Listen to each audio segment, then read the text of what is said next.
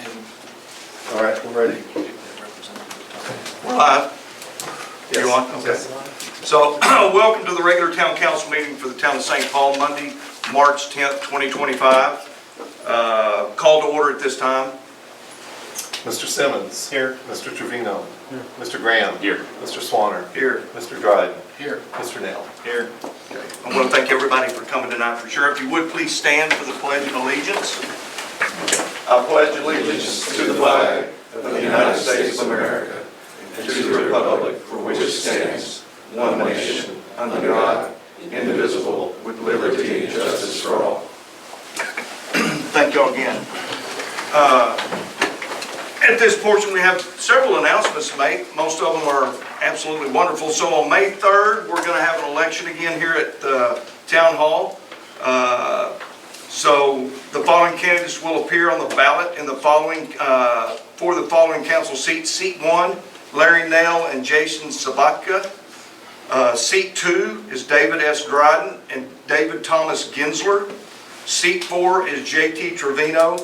Early voting will take place on April 21 to April 29, and election day is May 3rd. The polls will open 7 to 7. So we welcome all the citizens to come in and participate in that. Item 3-2, on February 10th, the council approved entering into an agreement with Everbridge Nixle to implement a mass public notification system. This system will enable the town to inform residents about upcoming weather events, street closures, cleanup days, and other emergency notifications and non-emergency notifications as necessary. As we move forward with this implementation of the system, we will provide the community with further details about the service. So that implementation phase, I got about 10 emails today, so we're slowly moving in that direction. We'll try to get that to you as soon as possible. Also, we want to congratulate our town assistant, town secretary, Alex Dake. Recently became a member of the Texas Municipal Clerks Association and was featured in the Lone Star chapter of the TMCA newsletter. TMCA is an organization that provides certification training for town secretaries, which will benefit Alex in better understanding her role as a secretary for the town of St. Paul. Alex will be attending her first TMCA Lone Star chapter meeting this month, and we look forward to for her representing the town of St. Paul at various TMCA meetings and events. So, 3-4, on April 1st and 2nd, Collin County Days will be held in Austin at the state capitol. This event will provide local officials an opportunity to advocate for the town of St. Paul with state legislators on matters that affect our community. I will be attending along with Councilman Simmons.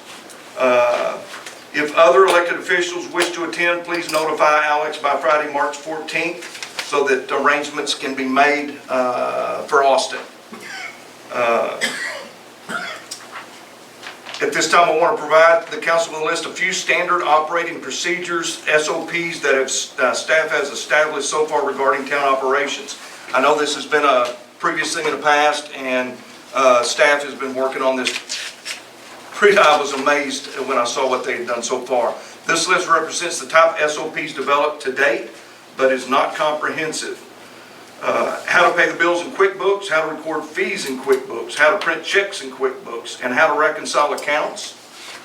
BV commercial permitting process, Bureau Veritas new residential inspection process, Bureau Veritas plan submittal process, the steps for issuing health permits, procedures for conducting annual fire inspections, procedures for sending permit reports to Collin County.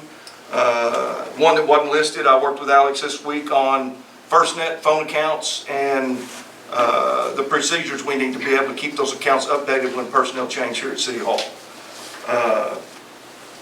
I think 3.6 is a repeat. Just a repeat, yeah, as far as that goes. So congratulations to Alex, and just so the citizens know, we're working to streamline everything that happens here at City Hall, and it's progressing well. At this time, we'll move to the public's comment portion.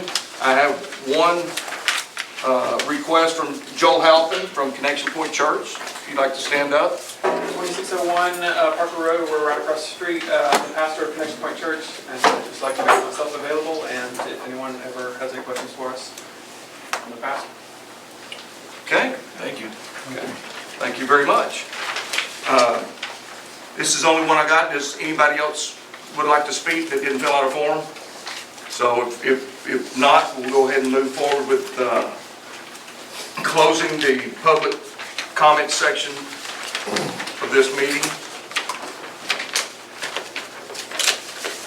Item 5, consent agenda. Consider approval of minutes from February 10th. Mayor, I'm sorry, I don't have any minutes prepared at this time, so Okay. it's an agenda. We can move on to the next. Okay, Okay. just a regular agenda? Yes, sir. Okay. 6-1, discussion and possible action regarding the acceptance of the annual Republic Service Consumer Price Index garbage service rate adjustment. So, you want that pulled up for you? No, He doesn't have a PowerPoint? he doesn't have that. Okay. You want me to say something? Good evening, Honorable Mayor, council members. Rick Burness with Public Services.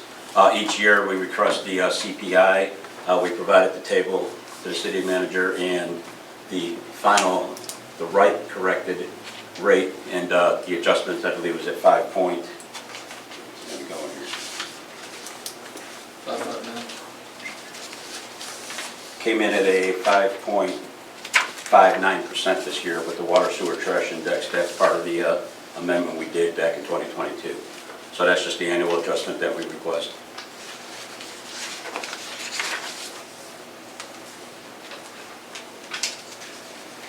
You figured something on the CPI you mentioned to me. Is that correct, the same numbers that you came up with? The only other question I still had was, can you apply the sales tax to the franchise tax?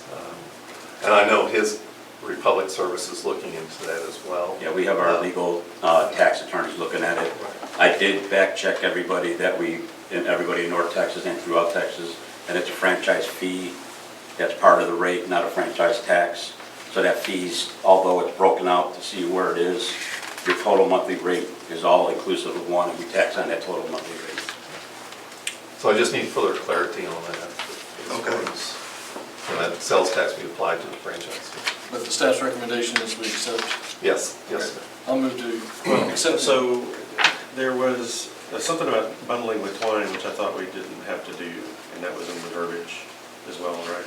So depending on what we're about to accept, I just want to make sure we talked about that. In the past, we haven't had to bundle the bulk trash with twine. It hasn't been a requirement. We took that off explicitly, I believe. Yeah, it says 4 foot tied and bundled in the way it's written in the rates in the new contract. That's what was agreed upon a couple of years ago. Yeah, I thought we had that taken out. Was that not Pretty sure we had that taken out. correct back when you signed the contract? When we did the contract, we had that clause removed before we approved it. I don't know what's happened since I've left. Have we signed a contract? What's the latest The contract? amendment, I'll go double check that, but I think we'll look at the neatly stacked, and I can probably make that happen. Yeah, I believe we ran into that about I remember it a couple of years ago. 3 or 4 years I think we ago. went away from it. It used to be loose, and then we went to tied with the agreement, and now we're going back to loose. So I'll go double check and I'll get back to you on that. Okay. So it would be approval contingent that we check on the. Yeah, I mean, it makes it easier for folks. I get you don't want it all over the place, piece on that, so. Yeah, I remember we were doing something about If neatly it's, stacked. if it's scattered real bad, I'm sure you could leave a note with them saying, hey, you gotta at least stack it up so we can get our grapplers on it or something like that. Fair enough. That's all I'm asking for. Yeah, fair enough. So. I'll get back to you tomorrow on that. Okay.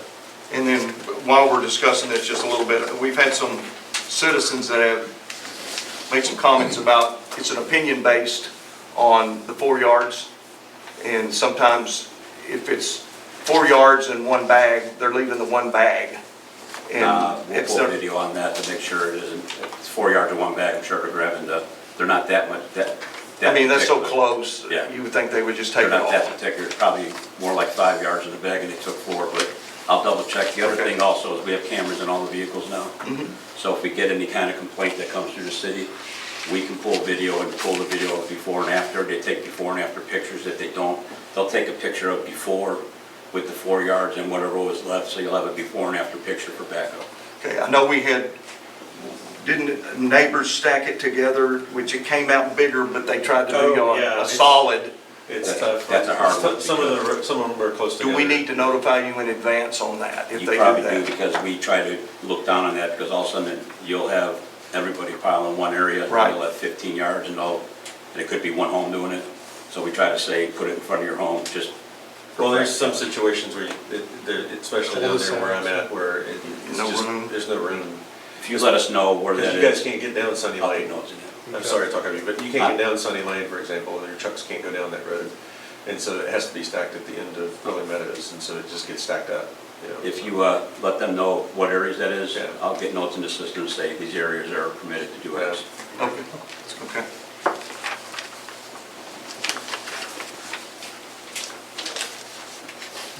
Any more questions? No? We'll make the motion with the... I move to accept the annual CPI rate increase of 5.59% for the public services. With the... With the bundle and twine. With the stipulation of taking away the twine. I'll second it. Okay, all in favor? Motion carries. Thank you. Yes, sir, thank you. Appreciate your time, Rick. Thank you, sir. So 6.2 is discussion of possible action regarding the acceptance of the annual financial statements, the audit for the fiscal year ended September 30th of 2024. So, Mayor, I think we need to pull up the PowerPoint presentation from Jeff and Tom real quick. switch this over. No, it's a... It's up, okay.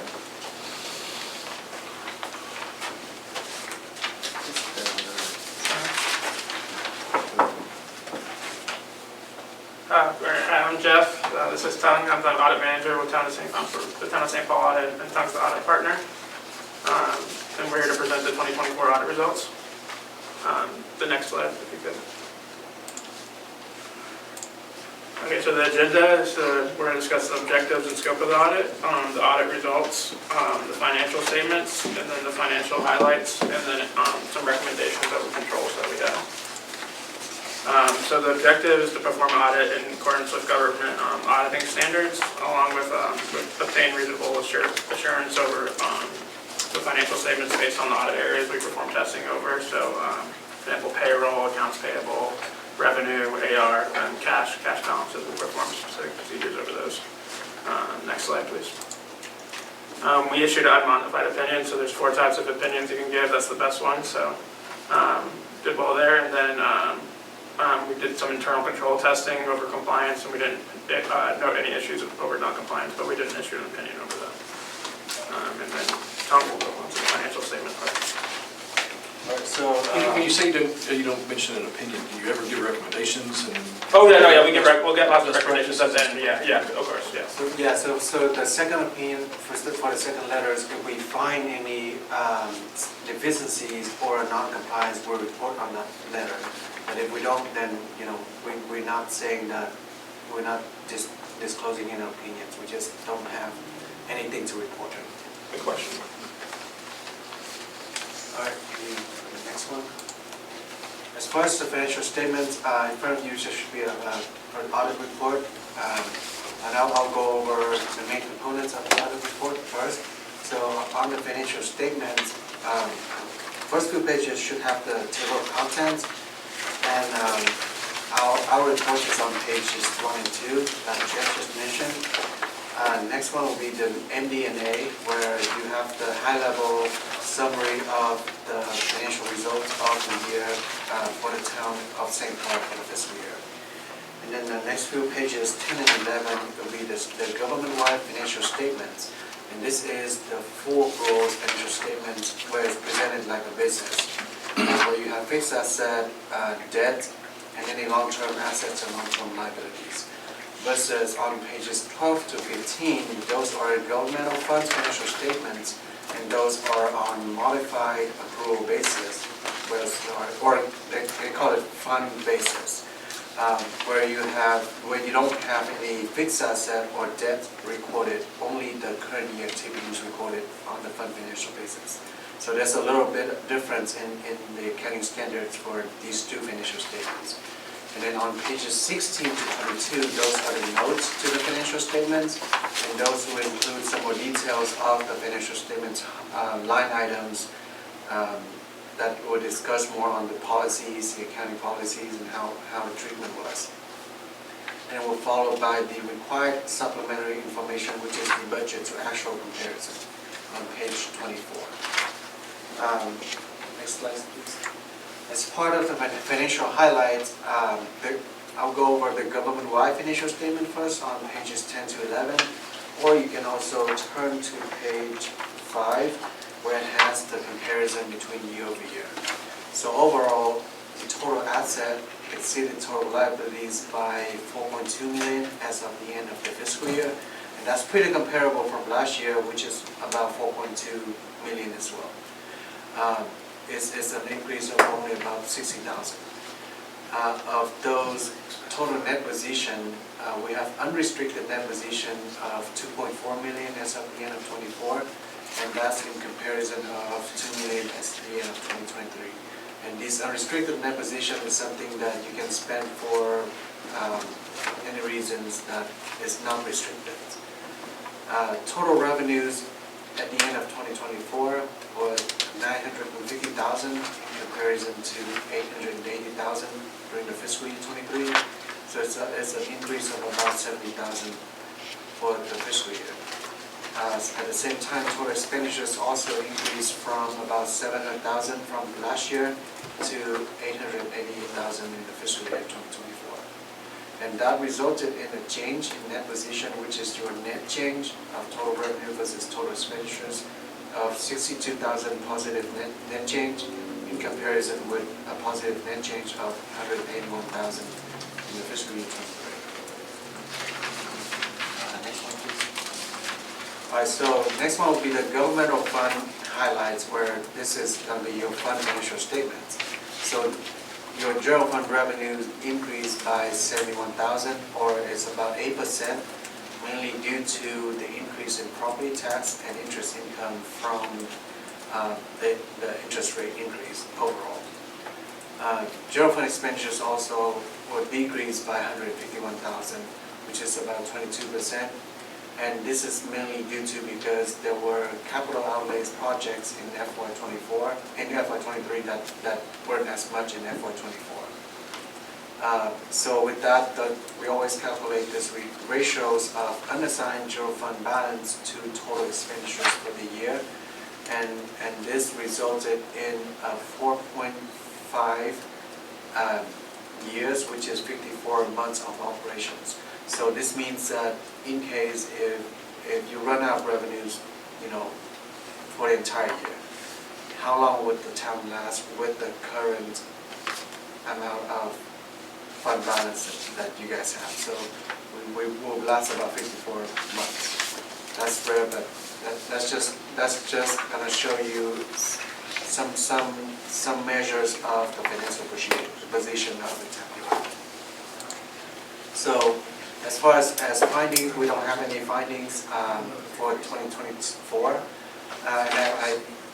We do have some recommendations for 23 and 24. So this is a recommendation we had in 23, which is for franchise fees.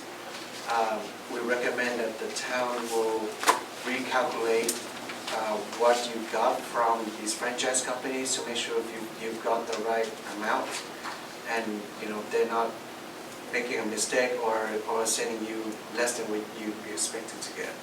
So I think this one is in the process, so we're still going to recommend that for 2024. Additionally, we also have, we talked to Scott during fieldwork as well, where we know that Scott is working on developing standard operating procedures for all the processes, including the accounting process.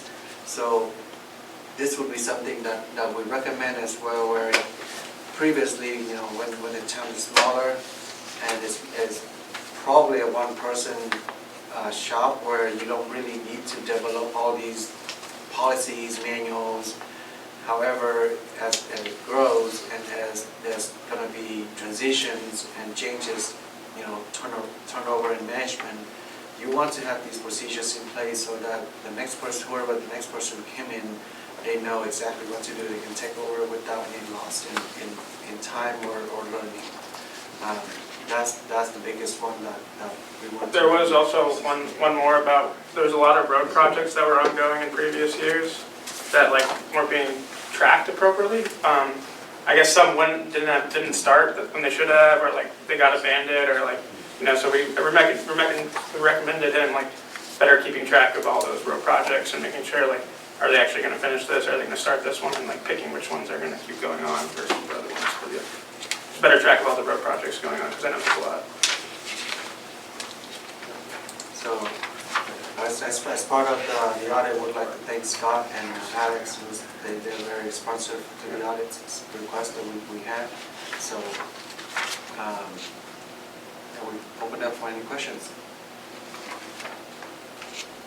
So for Scott, for Yes. you to talk to the recommendation around the franchise fee, 'cause it's already somewhat underway. It's our, Yeah, it's I on our back. mean, just like Republic Services, we need to dive into that a little bit more. I've done, like a 60,000-foot elevation review. I do have some questions. Alex has shared some of her bills with me from Republic, which is, are questionable, so we're starting to start with her bills, asking Republic some questions, and then I'll probably reach out to 4 or 5 other residents if they're willing to share their information with me and audit that. But then I'm also going to ask Republic Services for a list of all their customers they have for St. Paul, and make certain, are we getting the correct corporate fees? If you do a 60,000-foot elevation, say 300 homes, use the rates that give, we're pretty close. There could be a little bit of a discrepancy. The only other question I would have regarding, get the franchise fee would be on the sales tax side. 2% of the sales tax, what is actually going to state, what's being reported to the state, and what's actually coming back to the town. That's going to take a little more effort. That's doable, but I think we need to look at that. So it's not just a matter of, are the rates right? Are we assessing the right rates during the time periods that they should be assessed? Because there's some questions about that. When the town entered into the new contract in 2022, the rates should have been locked in from February 1 of 2022 till the end of January 2024. So we would just make certain that was consistent. We're not certain it was. But then we also want to confirm the number of customers in the town or get the right franchise. So yes, it's not a simple task. No, yeah. It's something you're starting with. Especially when sharing a zip code. Right. And there's ways to drill down a little bit more on that sale. So the franchise tax is one thing, the sales tax is the other. And there are avenues to drill down on the sales tax as far as what's being reported to the state versus what's coming to the town. And that's just going to take a little bit of time. Okay, thanks. Okay. Anybody else have any questions for them? No? Okay. Thank you. Thank you. Motion to accept the audit? Yeah. There's a motion made to accept this audit. A motion to accept the audit. I'll second that. Okay, all in favor? Aye. Okay, motion carries.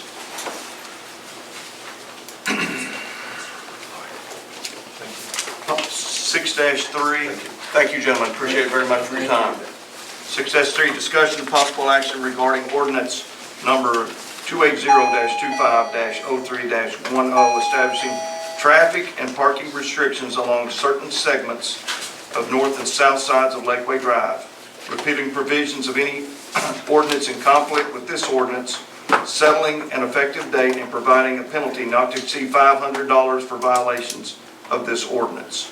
Open for discussion. Yeah, so I think the first thing I saw was like the 500, that seems a bit steep for a parking violation, and it's also in the ordinance listed as a misdemeanor versus, I think a lot of towns do a civil infraction. I don't think we need to be putting things on people's records just for a parking violation.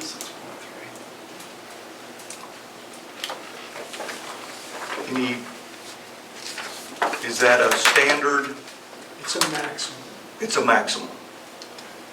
So it's not going to be assessed every time as 500, and it may not be a misdemeanor as well, or? It's a misdemeanor, It is a for sure. But, and it would be enforced by the judge, make a decision on the amount. Usually the window fine, which is what the defendant would pay when they come to enter a guilty plea without court proceedings, just walk up to the municipal court window and pay it. those would be established by the judge. So the 500 is just a maximum, it's not gonna happen.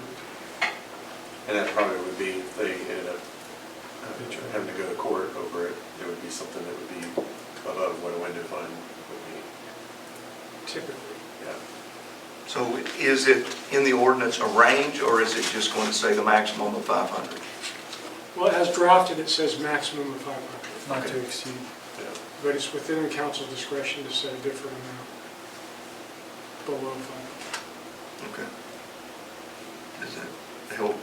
Yeah, also, are there options for making it a civil infraction versus a misdemeanor? I've not seen a civil penalty associated with parking violation. So it usually goes on somebody's record? It's a It's moving violation. penal violation, so it has to be adjudicated by a court. I wonder if that's situations where the city is, like in Dallas, has let corporations own just in front of them, and they've paid meter maids or fuel to police that. And I know in Chicago it's that way. I think it's like that in parts of downtown Dallas, where it's not really the municipality that's enforcing the fine. It's kind of a pseudo court, if you will. Okay. It's still a licensed agent Yeah. within the state. I believe so. Yeah. So in this ordinance, I know it was discussed on that block from the citizens, no parking 7 to 7 Monday through Friday. Is this hardcore 7 days a week? Is this that option? Do we have that option?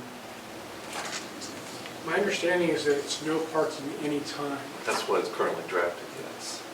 But do they have an option for it to be specific times? There was a petition went around last year or year before, and pretty much about, I'd say probably 90% of the citizens on those streets over there signed it, saying they were okay with the parking 7 to 7 Monday through Friday to allow school buses and deliveries for the pizza and the restaurants. That normally, that's where the problems have been. And that way it left their properties open for evening times and weekends if they had a wedding or party or something like that. It didn't cause a conflict. So that's something. Yeah, yes, you could do that. Okay.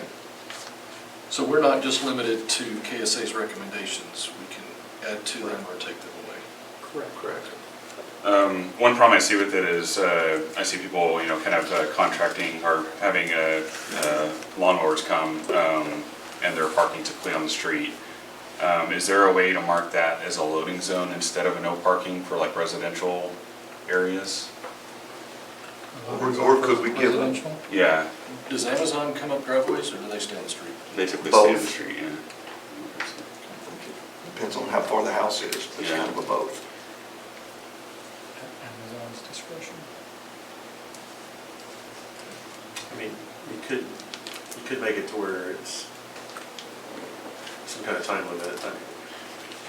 Obviously, Amazon runs into those kind of situations elsewhere, and I could be quite overzealous to capture somebody on that kind of situation, Well, the other thing too, you might be able to set something up where they could, I know down at the lake,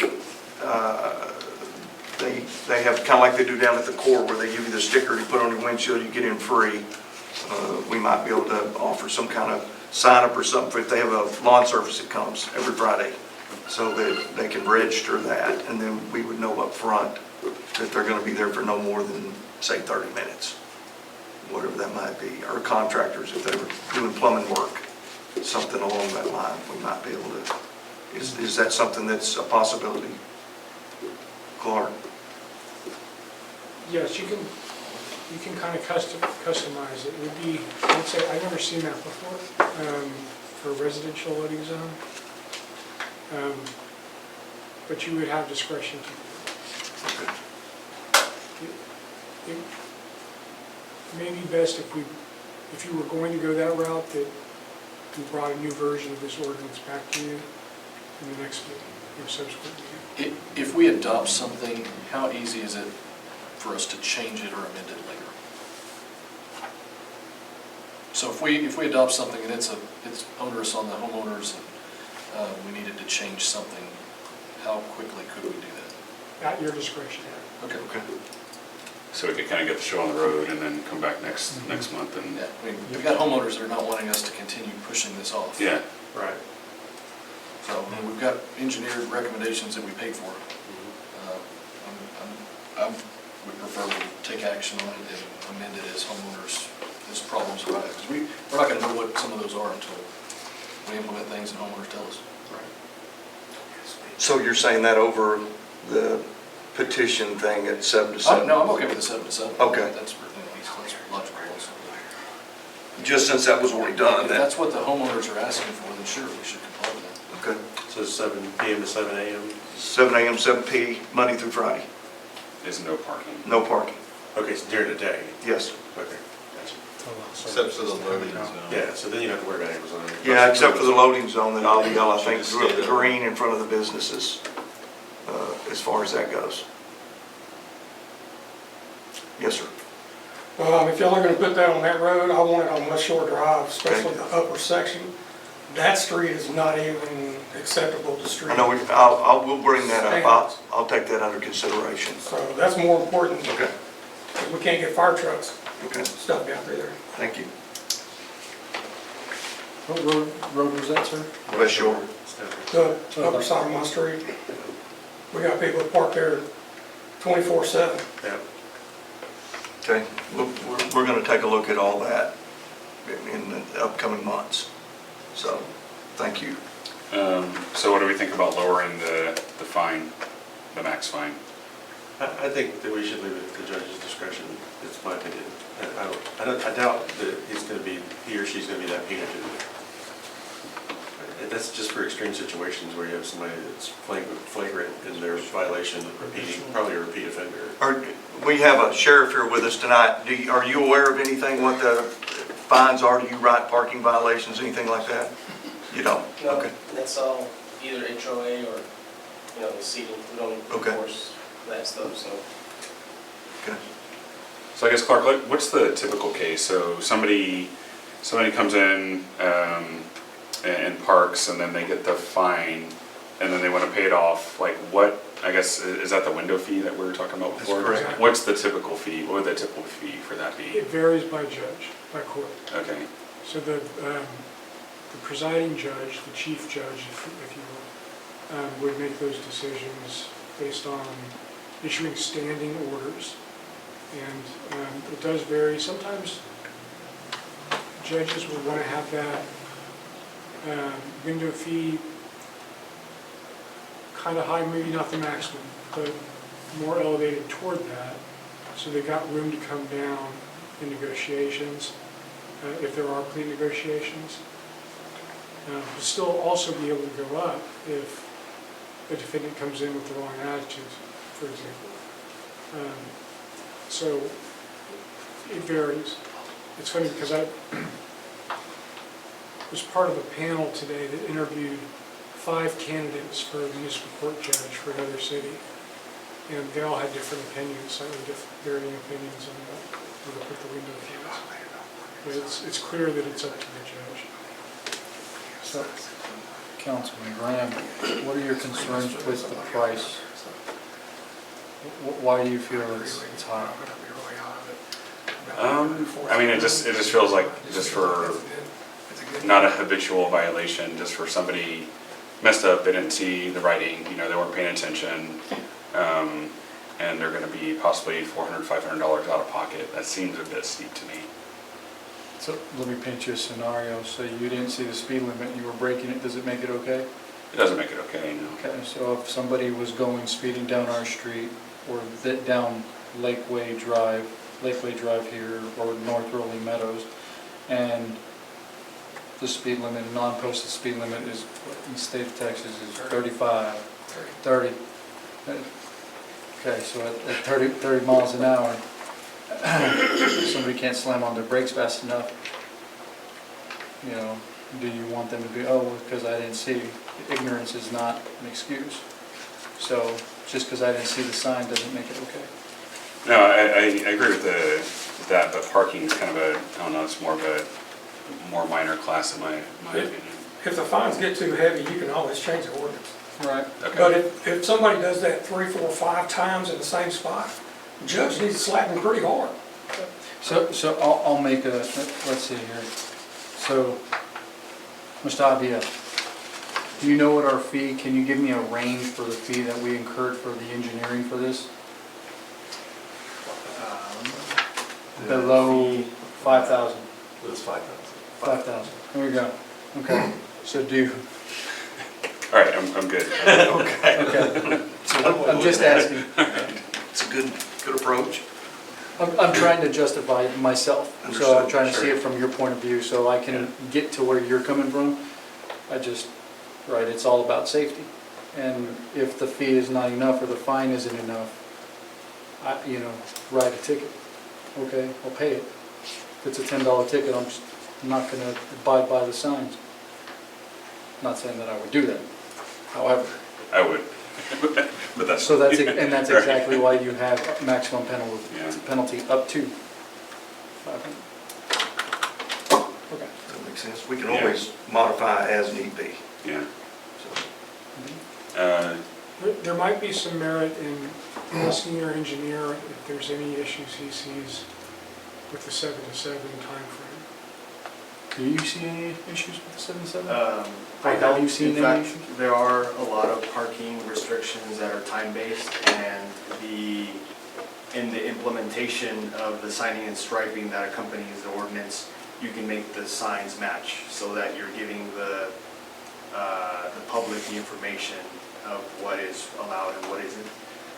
Since you gave me the opening, I would advise against spreading the loading zone into the residential areas, because that will become a little tough to manage. What is the time that is considered loading? Is it an hour? Is it 4 hours because the landscapers were there for 4 hours? Well, that's a little gray area of whether it's parking or not.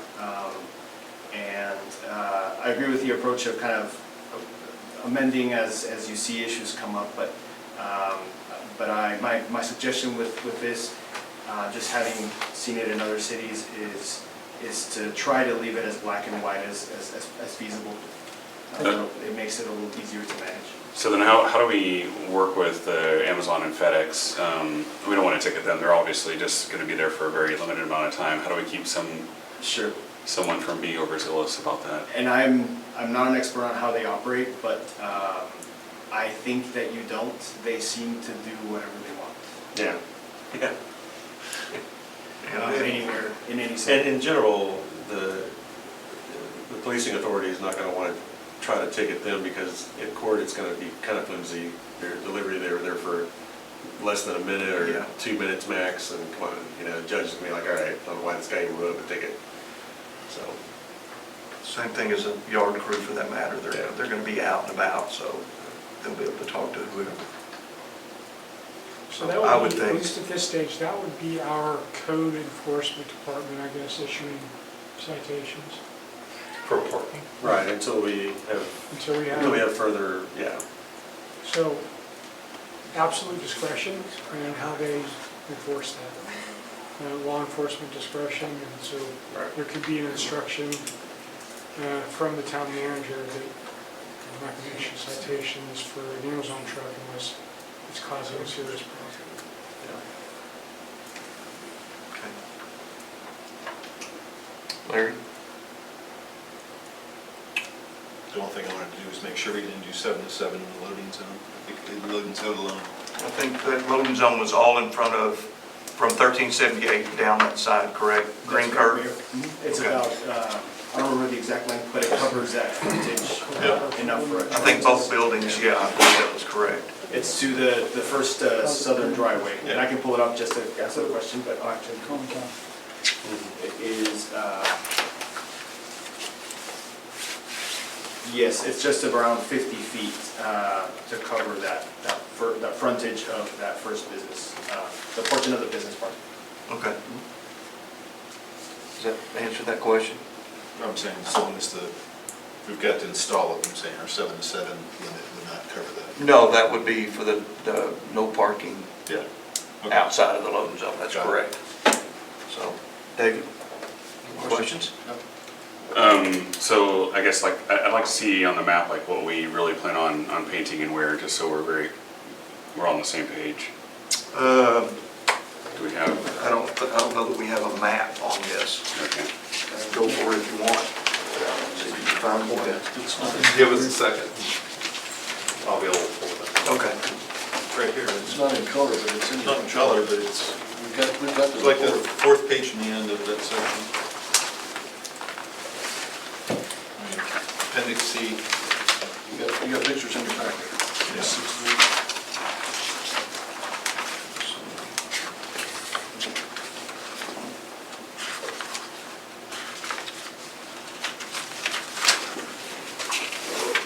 Yeah, it's grayscale.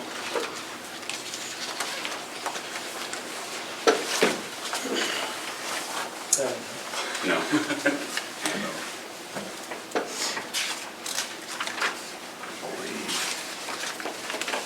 We're gonna have to pull that off. You're gonna pull it off. It doesn't really, I was gonna save it on a USB to Okay. be able Yeah, to. is there another email? no, this is not mine. Okay. This is, get over here, do what you gotta do.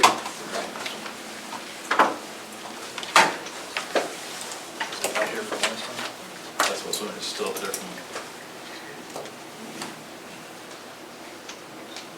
Google Maps.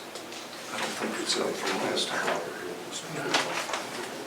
Or the, Because I didn't use my. previous council packet. Well, he gave us. There you go. Okay.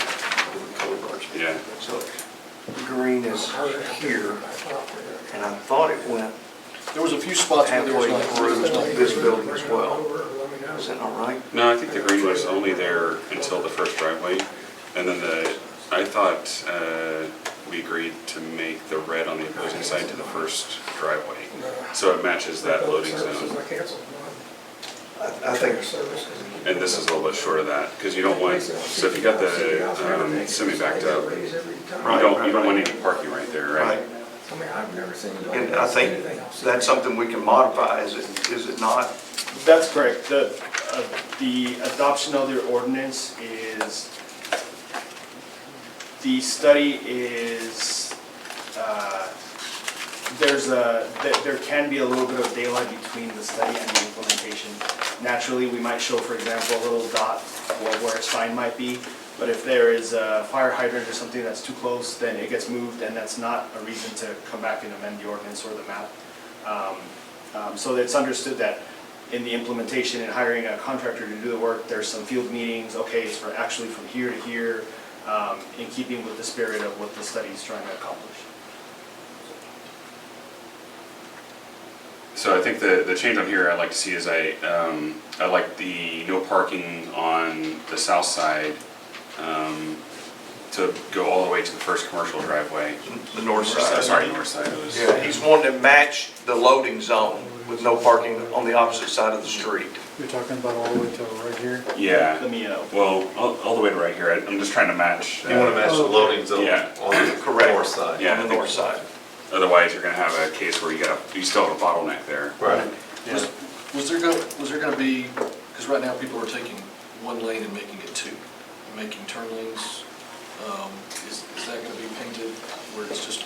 Yeah, they got the wider yellow stripes on there. usually, just to make sure I understand. Here, figure out. Yeah, so Doesn't want it to. what I'd like to see is the red on this side, Get over to go all the way to that here. first commercial driveway. Because you got the loading zone there, so you could potentially have a car here, and so you're gonna have a bottleneck, so they gotta kind of have to Oh, okay, maneuver so around. just kind of. Yeah, yeah, Oh, yeah. okay. Yeah, that's fine. That's And then all these are red over here, all these are no Yes. parking? Yes, all these are no parking. Okay. And the little dots are potential places for signs. Okay, It doesn't need to mean that you have to have every single sign. It's just kind of a maximum. Okay. If, for example, there's some confusion, then that's a suggested location to supplement. okay. But definitely, this is something that, we can mark the contractor, but I'll make the adjustment in the study. That's the, There it is, right there. And one more. No, keep going. you have the right one. There we go. Here we go. So you're saying extend this one so you don't. Yeah, To match, yeah. Get a lot of that. Yes. On both sides. Sounds good. That way that intersection is open. Yeah. And there's your yellow line. So basically, yes, there's no parking on both sides of the road all the way up. Up through Up your to the box. first driveway. Yeah. That loading zone doesn't go all the way to the country club, does it? It's no parking. It doesn't. I think it's at least 15 feet off the road. And that's because we want the Yes. truck to be. But they have plenty of parking, they just choose to do that during daylight hours, and then they pull behind the fence. So that's something they'll have to adjust to, I guess. So the changes we have right now, 7 to 7, Monday through Friday. Correct? And then we're going to go on the north side and To then no match. parking that's going to match the green loading zone. That is correct. And those are the only changes at this point. Yeah, I think so. I think the other concern was, heard from residents were signs. There are varying opinions on that. Their yards, Yeah, For more signs? No, in front of the yards. Oh, in front of their yards. yeah, for, I think fewer signs was Like more. well, put it on the property line, I think is what I read from that. If I can Don't they- speak to the signs real quick, just to kind of help. Next to the the- church, unless they build no parking lot. By law, the red painted curb with the standard no parking stenciling, that should be enough to tell the driver that parking is not allowed. And the usage of the sign is most often to supplement the limits of the no parking area, or where you might have a situation where it's otherwise confusing for some reason. And the only thing with the 7 to 7 is that now you will need to announce that at key locations so that you can always see that as the driver and understand when it's allowed and when not. Now, the locations that we show are kind of the maximum amount of locations that we recommend, and no more. There is, not often, but there is sometimes a risk of over-signing the road, where you just have so many messages that it's just too many messages, and you kind of get mixed results with that. And so that is something that in the implementation, and now considering the 7 to 7, I'll go ahead and update that to reflect the locations where we believe it might be best to have them just kind of enhance the visibility of the 7 to 7 especially. And I'll go ahead and adjust that map as well, according to the discussion today. But as you said before, at this point, it's a recommendation that the actual engagement will be with whoever we contract with to do the work. Yes, and in the, I think I mentioned this in the report, and if not, I mentioned it when we had the presentation, that before the discussion about the time limitation, the recommendation was to implement this in phases, meaning first, try painting the curb red, and maybe just a couple of locations that are signed,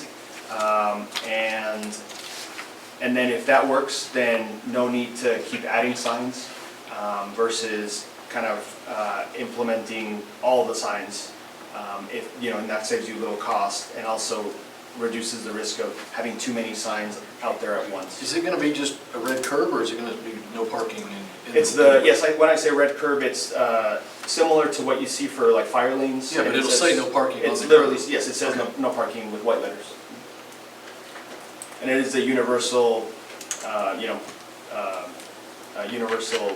symbol for. So even if there's not a physical sign standing somewhere and somebody's parked in front of a red curb that says no parking, it's pretty Yes. obvious. You It's still enforced. say It's no parking 7 to 7.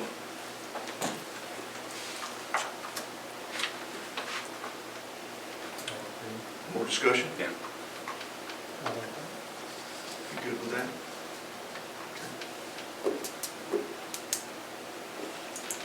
So last thing, so for example, the sign there that says no parking anytime, that just instead says 7 a.m. to 7 p.m. Correct. Make motion? Do we need to make a motion to accept this, or wait for the change? You can make a motion as long as it's clear exactly how it's being done. I guess one more question, why, I guess, why is this area blank? Why don't we have anything there? What's the reason for that? Sure, so the basis for the locations where no parking is recommended is the sight distance triangles. Okay. And so that's a location where you don't have a sight distance issue based on the standard that we implemented for this situation, which Okay. is what the city's using. Now, I say that with that lot being undeveloped. Once it develops, then that might change. Okay. Or it will change, I think. All right. And then what I would recommend is that when that lot develops, that you ask that development to match the painting and the restrictions that you have implemented for this corridor. In other words, if it develops, you would expect to see more restrictions on parking. Okay. I don't think I have anything else. Mary, so my understanding is we're going to go 7 to 7, 7 to 7, Monday through Friday. Monday through Friday. The curb on the north side across from the loading zone is going Matches to be the painted, green. or it's going to be no parking as well. That's correct. Make the motion. We're going to limit the number of no parking signs by painting the curb in certain areas based upon the recommendation from Aviel. And that's how we're going forward, correct? I believe that's correct. Are you all in agreement? It's a Saturday, Sunday, it's open range. Yep. Yes, Okay. that's what I heard, Monday to Friday, 7 a.m. to 7 p.m. Correct. Is there anything going on Saturday and Sunday?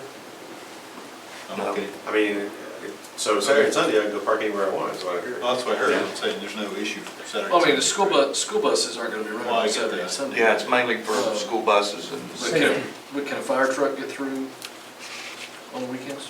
yes. Yes, it's usually pretty open on the weekends. Yeah. So it's traffic on weekends. Nighttime after 7 and weekends, it's There's usually, no safety Okay. risk Saturday and Well, Sunday. is no, I wouldn't say so, because these are sight ranges about people parking cars and walking out between the cars as you're driving down the street, so that's Monday through Sunday, I mean, that's every day.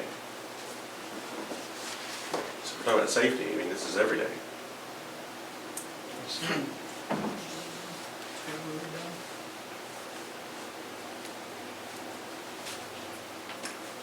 So that would be my recommendation, is a 7 to 7, 7 days a week.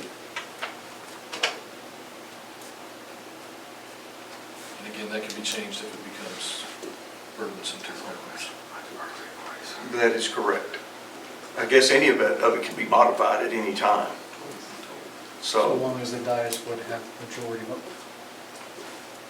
correct. So, I think, like I said, from the citizens and what I've heard over there, over the last 2 years, they wanted 7 to 7 Monday through Friday for the school buses and fire department and for the loading and unloading of the restaurants that are there, which they don't do it on Saturdays or Sundays. So they're good with Monday through Friday.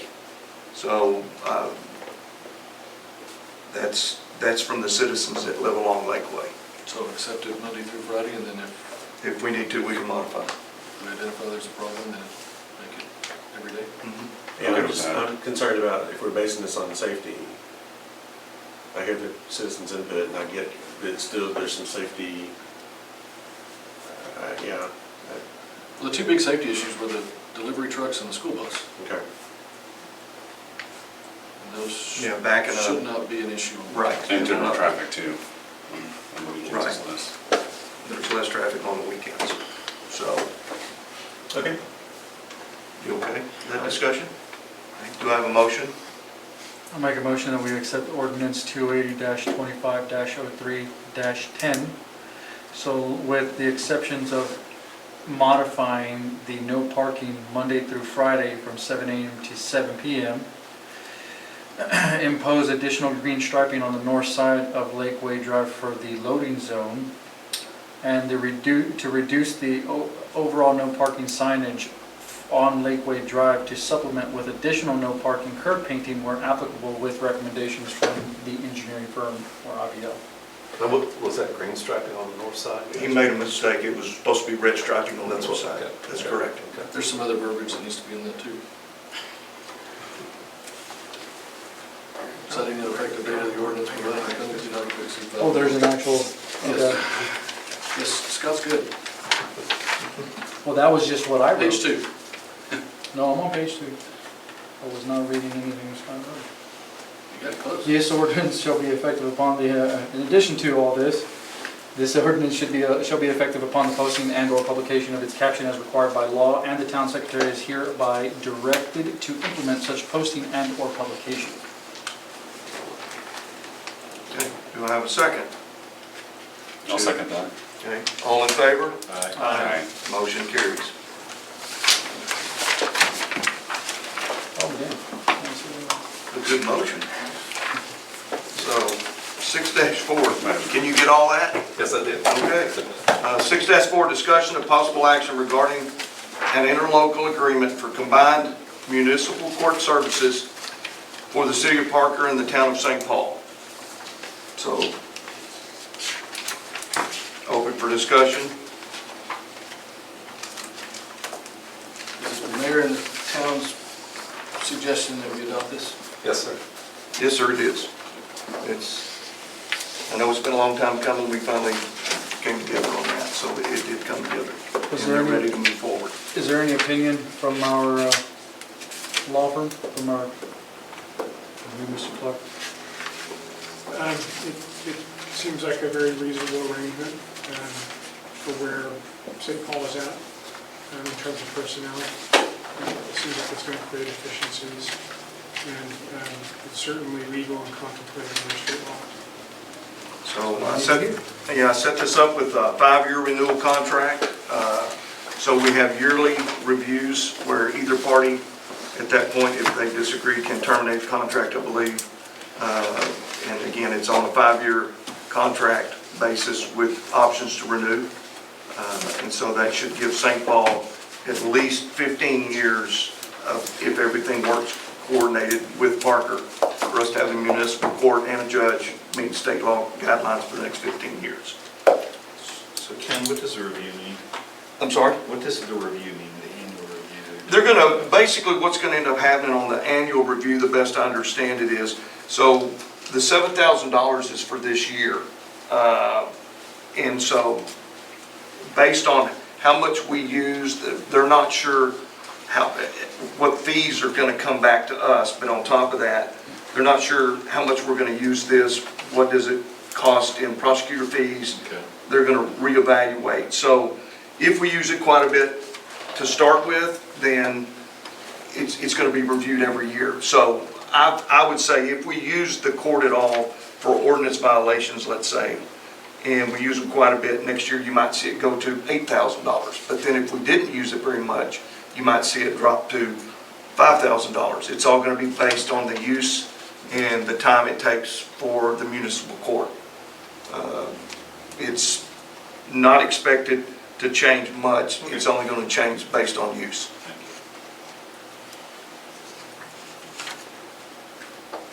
Well, I really appreciate all the effort you put into it. I think this is a good arrangement to be able to partner with the city of Parker. It certainly helps both of us. And if I understand, we adopt this, and then the city of Parker still has to. That's correct. They're going to bring it up. They're not sure if their meeting's going to be on the 18th or April 1st. So if we accept this, then we'll get the signatures on this document. I'll get it back over to the mayor of Parker, and then she will put it on the agenda for the 18th or April 1st.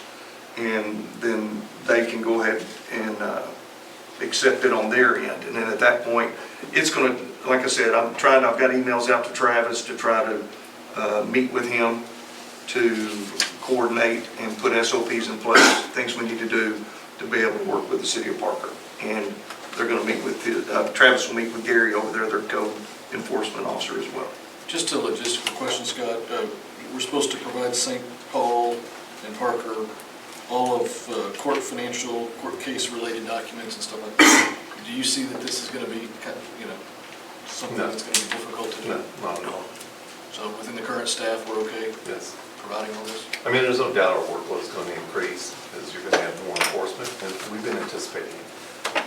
This is a very good move for the town. It's something you've needed for a long time, and it's a move in the right direction. And yes, we anticipate the workload to increase. How much, we're not certain, but we're willing to take it on.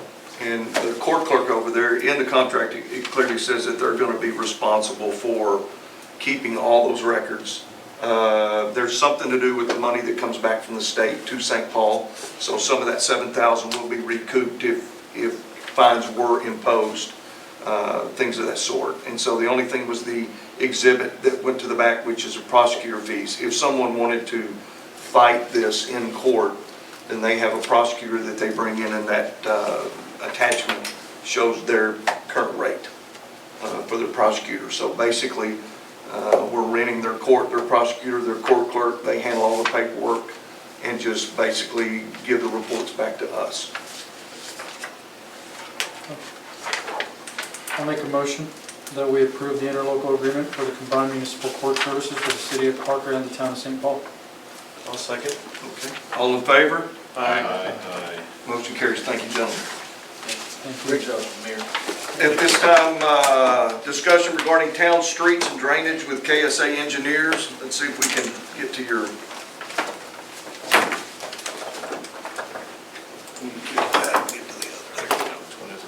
Yeah, I think so. There we go.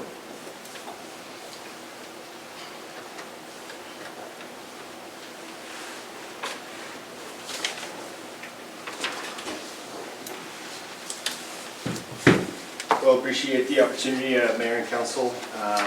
The intent of this, hopefully not too long presentation is to, number one, I have a couple of slides introducing KSA. I know we've already been interacting on the Lakeway parking study and a couple of other efforts, but I hadn't really had a chance to come to this new administration and just give a summary of KSA and give a rundown of some of the efforts and how we've helped the town over the last few years.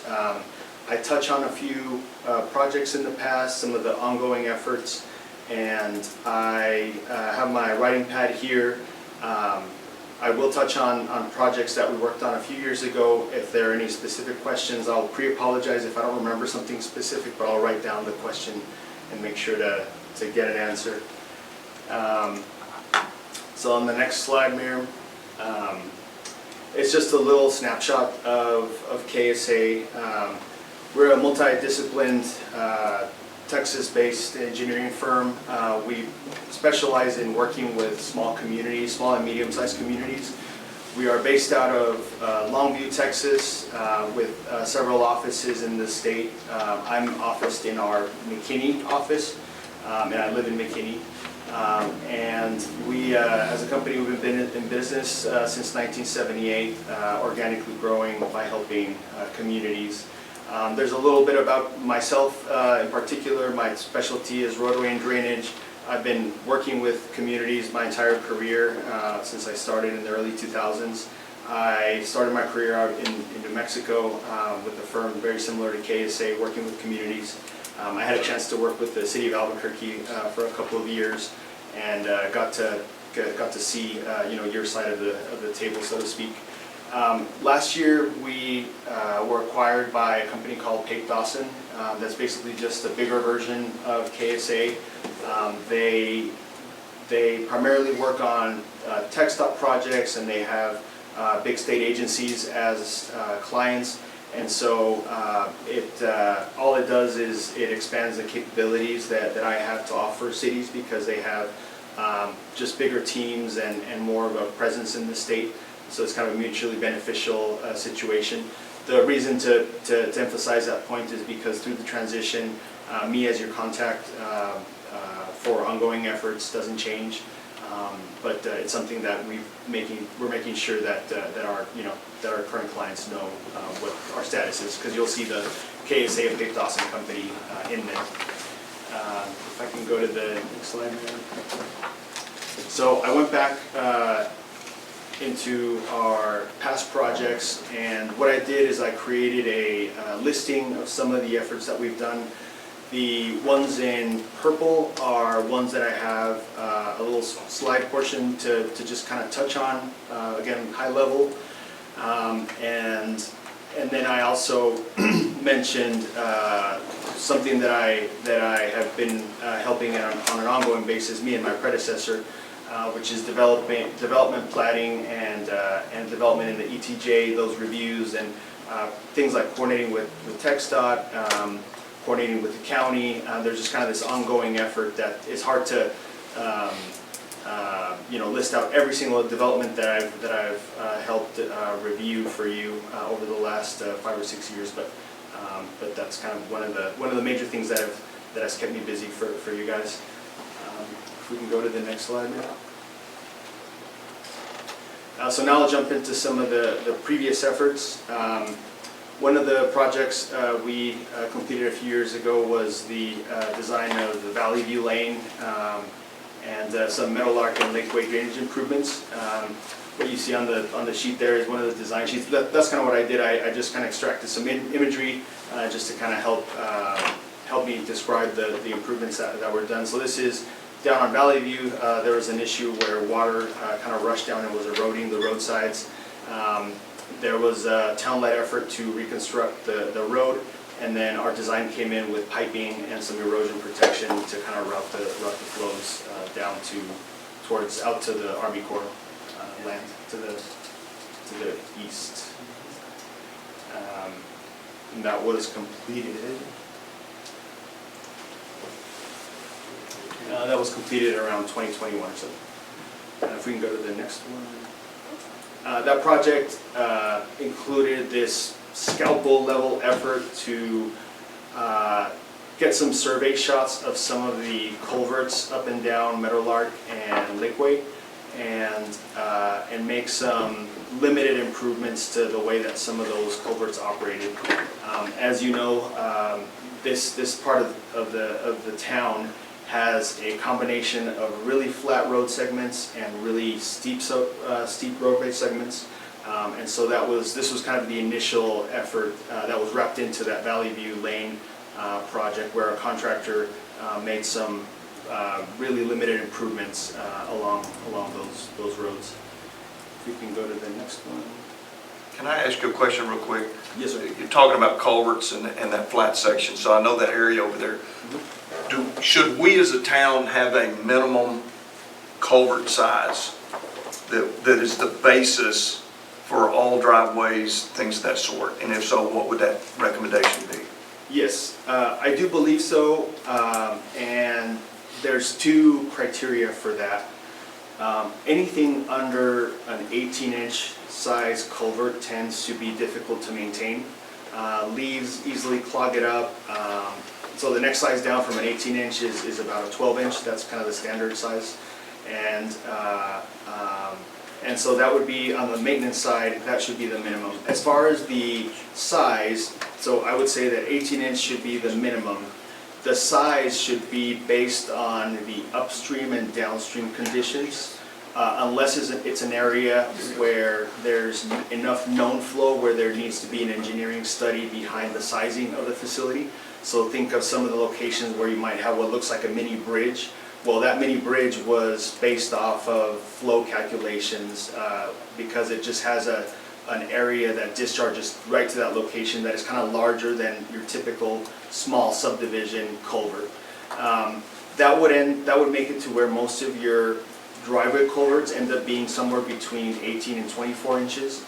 And then anything larger than that is prompted because of a particular situation. And so if you were, if I understand the question behind the question, if you were to develop a policy, it would have those 3 elements, I would think. Minimum size of about 18 inches, because anything smaller, even if it passes the flow, is difficult to maintain. A criteria where you're encouraging the developments or reconstruction of driveways or installation of new driveways to match the upstream and downstream conditions. And then a third category or criteria, which is that in particular situations, the town has the, right would not be the right word, but the applicant may be in a situation where a study is required to evaluate the size that is needed for a particular site. Okay, thank you.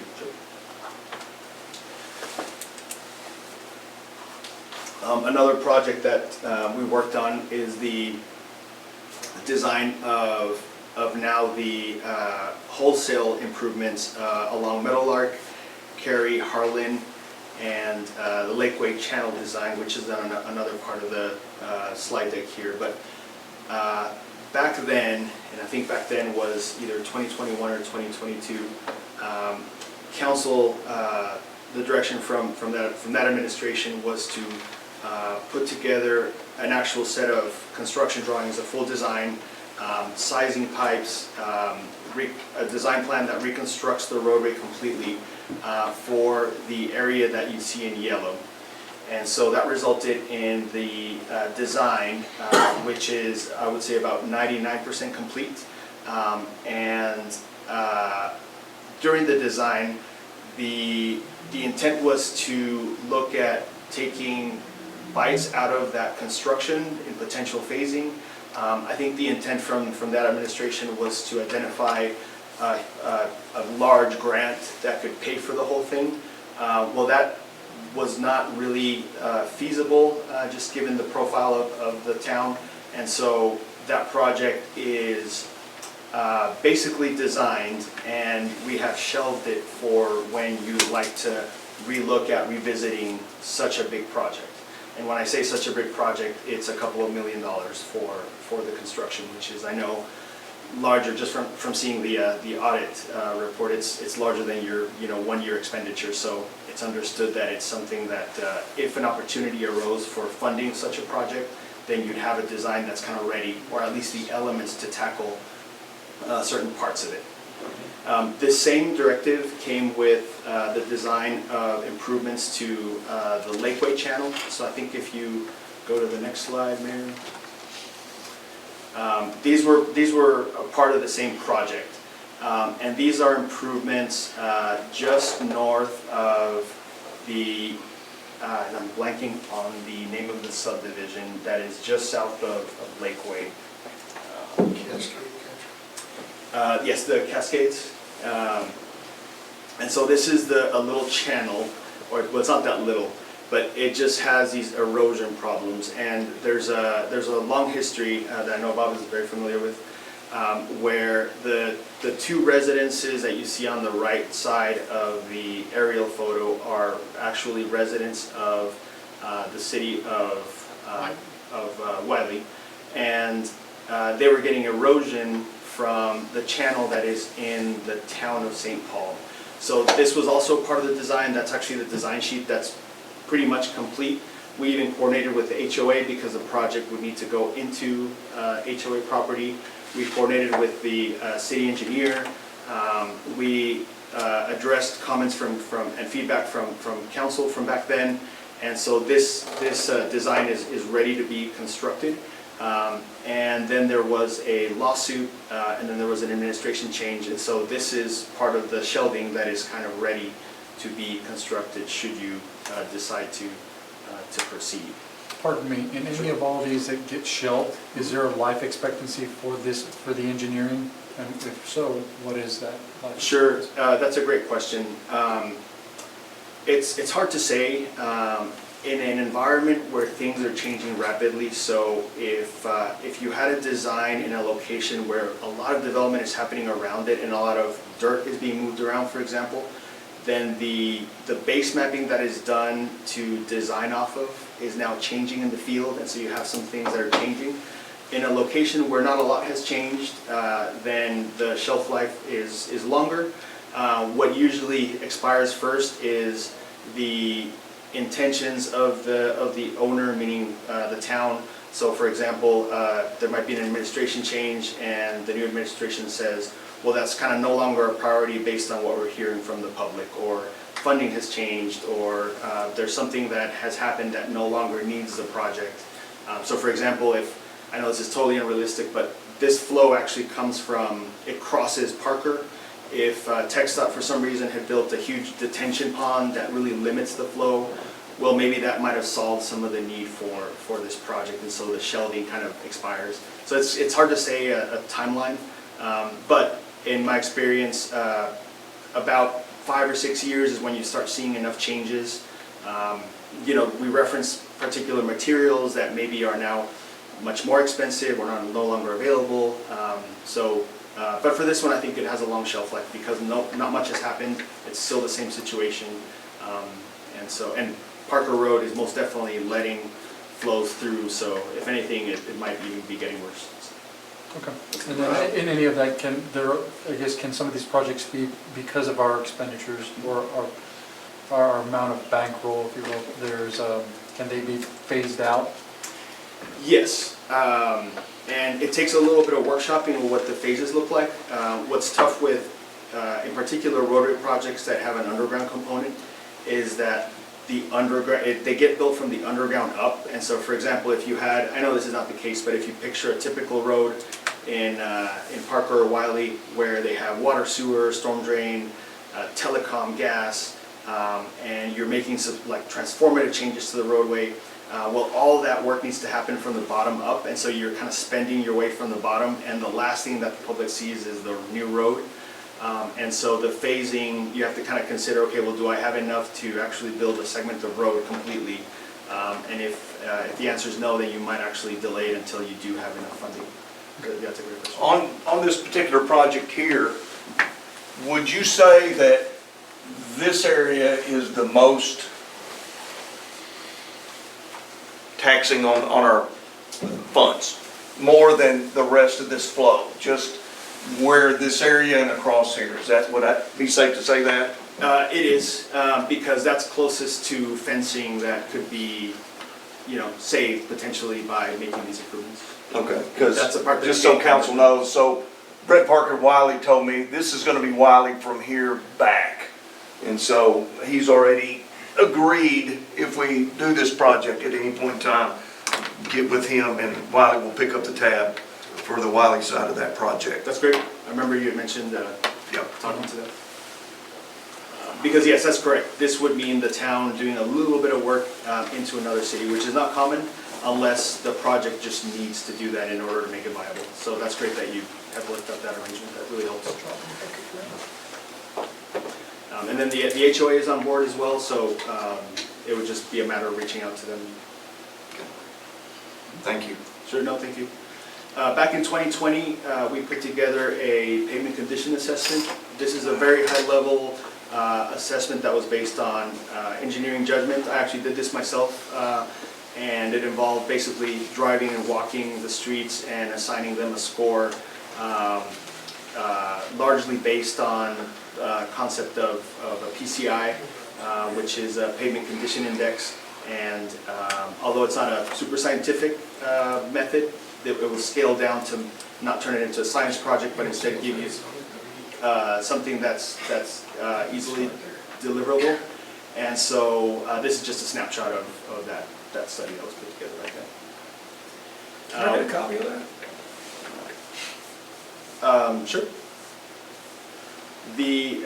No, keep in mind that this was from a few years ago, so there might be roads that are, that were good back then that aren't anymore, or some roads that are, there's just kind of changes that happen. This effort was updated in 2021, and the 2021 update involved taking priorities that came from council at the time and getting our help to understand some high-level potential costs, to do some scoping around what those improvements might look like. And then we came up with a matrix of a potential action plan. Now, the next page shows a better printout of that, but I will emphasize that these were the priorities from that administration, and the suggestions of the projects came from what they were hearing from residents at the time. And so I say that because it's understood that a few years have gone by, and so there may be some new priorities. Also, some of those projects were either completed with a project or made better with rehabilitation type projects. So meaning maybe a road that was suggested to be reconstructed, there were some pothole repairs and some crack sealing, where now the potential decision to totally reconstruct might be delayed because there's some improvements that were done. So I just kind of contextualize that if you were printing this and then kind of going over it at home, that there's an effort to make sure that these align with this administration's priorities. And then this is just another screenshot where we had made an effort to capture some of the work that had been done, and then a potential way of lining out budget items. But again, just to emphasize the point that this was from 5 years ago, so costs are outdated, and some of these efforts have changed, especially since back then the improvements on Parker were just an idea. And the construction that is rerouting traffic is really changing the way some of the roads are being used in the town for the next year or so. I know sometimes there's this question, so I figured I would include this diagram, or I think I might have remembered it from the last meeting and I added it. This is just a really high-level watershed map of the town. It basically shows that in general there are two major and one minor watershed in the town, meaning a dividing line of how the water wants to exit the town. So on the east side, as you might imagine, most of the water goes to Lake Lavon. On the south side, it catches one of the tributaries that eventually ends up being merged with the Trinity River. And I include that because depending on where the water goes is something I know, Mayor, we talked about with the Army Corps of when they need to be involved in the review of a development, when maybe they don't want to be involved, and so this is helpful in just a quick, like, okay, where's the property? Okay, it's on this side of that dividing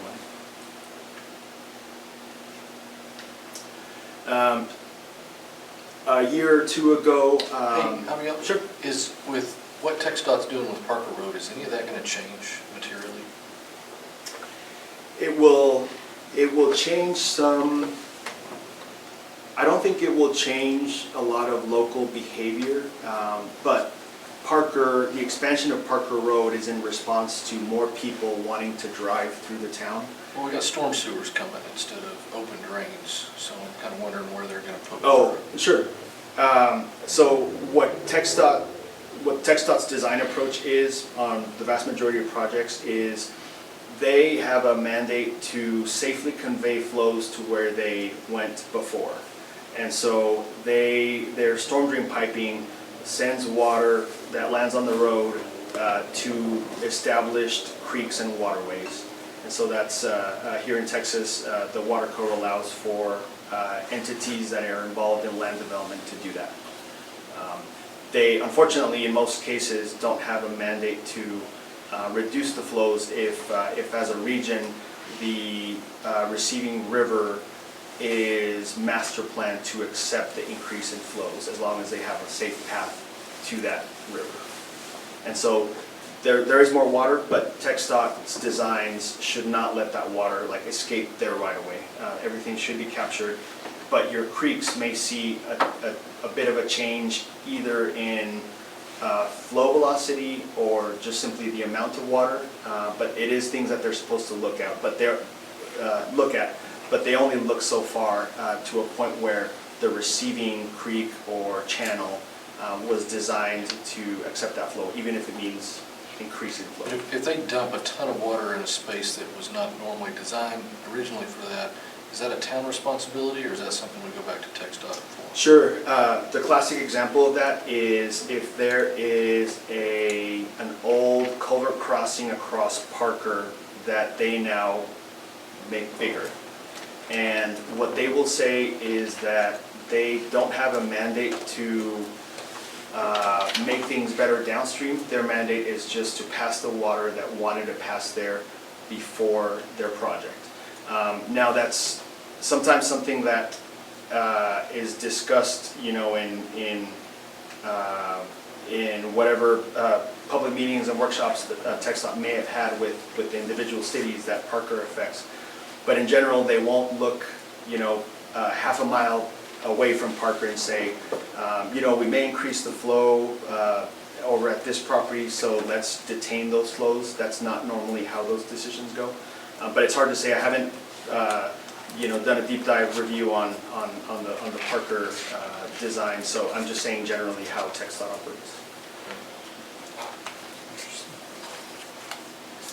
The other entity that kind of operates that way is railroads. They're just they just have so much power as an entity. A couple of years ago, or more than a couple of years ago, there has been a contractor that has been helping the town to do things like pothole repairs, crack sealing, and some other efforts. And this slide is just a reminder to talk about how I've interacted with them. It's a company called WOPAC, and there have been efforts in the past where we drive around with them and help scope according to the budget of that year. Things like pothole repairs, crack sealing, what we call level ups, which is where, kind of as the name implies, where the pavement sinks and you level it back up with pavement. Basically repairs. It's not widespread reconstruction projects typically, although I think you have used them for that in the past. But it's this ongoing relationship that you have with them. The last one on the list is a year and a half ago or so, there were panels that were sinking and really broken up on Levon Parkway, just south of Parker Road, and this was an effort to replace concrete panels. And there was an effort to do a little bit of investigating of the source of that. There is a water line that runs along Levon, and so there's a little bit of an effort of exposing that and seeing if there are leaks. But this project replaced specific panels along the road there. So one of the things that the mayor and Scott wanted my help with was, of course, the projects that the council wants to pursue is primarily informed by what they're hearing from residents and what makes sense, and some engineering.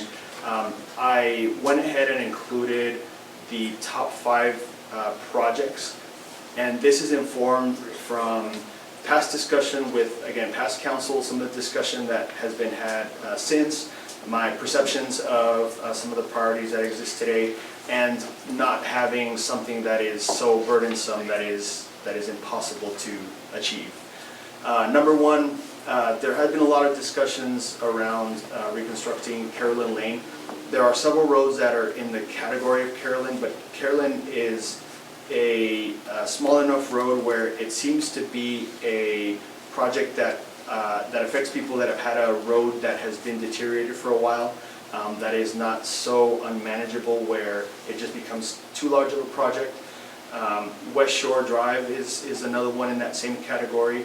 Third on the list, touching back on the Lakeway erosion issues, I'm recommending that you take that design and bid and construct it, even if it is in phases. That's a really good idea, Mayor, that that it is feasible to, hey, maybe we don't regrade the channel as we are suggesting, but focus on that part that's up against the city. And since the city is chipping in, then that reduces the cost even more, and we could workshop that. I would recommend that you still continue to budget annually for working with a contractor to just continuously try to catch up on crack repairs, potholing. Those improvements don't raise the score of your road or make it last longer, so to speak, but at this point, there are roads where until you can do a big reconstructive project, that just keeps the potholes tamped down, just the risk of getting a flat tire, those kinds of things, kind of under control. And for roads that are in the fair condition, it can have an effect of delaying the need for a total reconstruction. And I would recommend that the way to do this, once you have a contractor selected, or if you continue using WOPAC, is to do what they had done before, which is to literally just kind of make an effort of driving around, seeing what's happening, getting informed from resident complaints, and then building out a list that matches whatever budget you decide to implement every year. And then fifth on the list, which is not a construction project that can happen quickly, but this one is motivated by the way that the town is changing. To your point, Councilor, about the question about the impacts of Parker Road. St. Paul Road is arguably one of the most driven roads in the town, and it's one of the roads that gets the most beat up because of people hauling boats and going out to the lake, and you get a lot of visitors. So I say that because I know that sometimes the discussion is around, well, that's a road that serves visitors, not the town. But there are some particularities about St. Paul Road. For one, there are segments that have already been reconstructed with concrete, so you kind of have that, just that patchwork right now where Inspiration built some of it, but other parts are really degraded. St. Paul Road is perched much more than other roads, and so you kind of have these drop-offs going on, the edge is failing. So just the risk level of not having at least some kind of strategy that, even if it takes a few years, is in motion on St. Paul Road, I thought it'd be important to bring up. The county has been sometimes open to hearing the town and what ideas might be for collaboration. You may remember that St. Paul Road is actually a shared facility with the county, but the county is this massive entity, so they don't prioritize what they would consider a small road.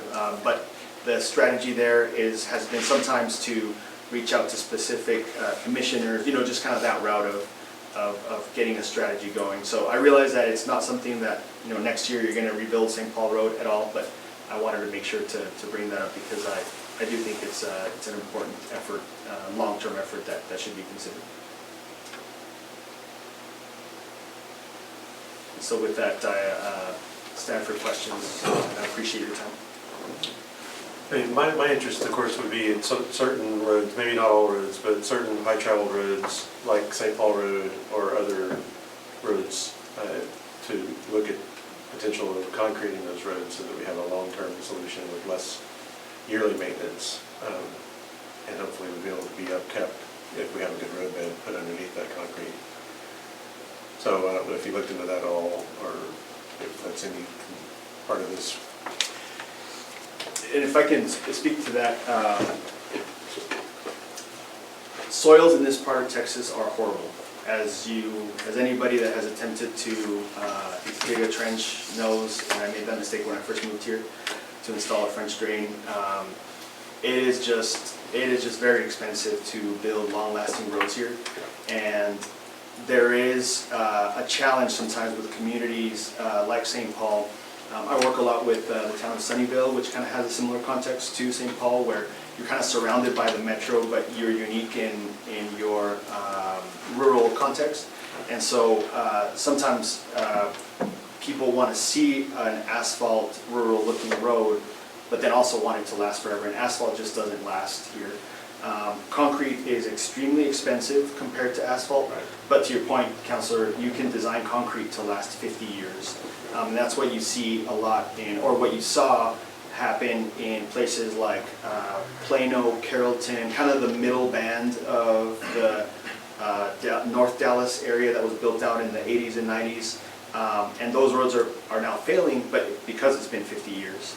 And now they're having to replace concrete, and it's very expensive, but they had a period where they made those capital investments. So St. Paul Road, yes, I would definitely say that the investment should be at least considered in concrete.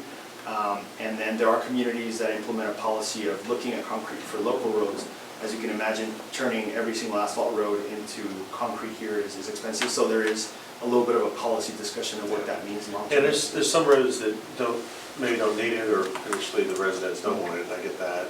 But St. Paul Road being traveled as much as it is with some heavy equipment going down to the marina, and with 2/3 of it being concrete, it's just something that I think we should plan for. And it seems like there's other roads, maybe Paul Wilson Road or some other roads, Drain Drive potentially, that might fall in that category as well. So not just St. Paul, but St. Paul Road, but others. If I can give my 2 cents on that St. Paul Road, because I live on West Shore Drive. I use that road all the time. I've lived out here since the 80s, actually since the late 70s. And the St. Paul Road needs to be the last road we put money into.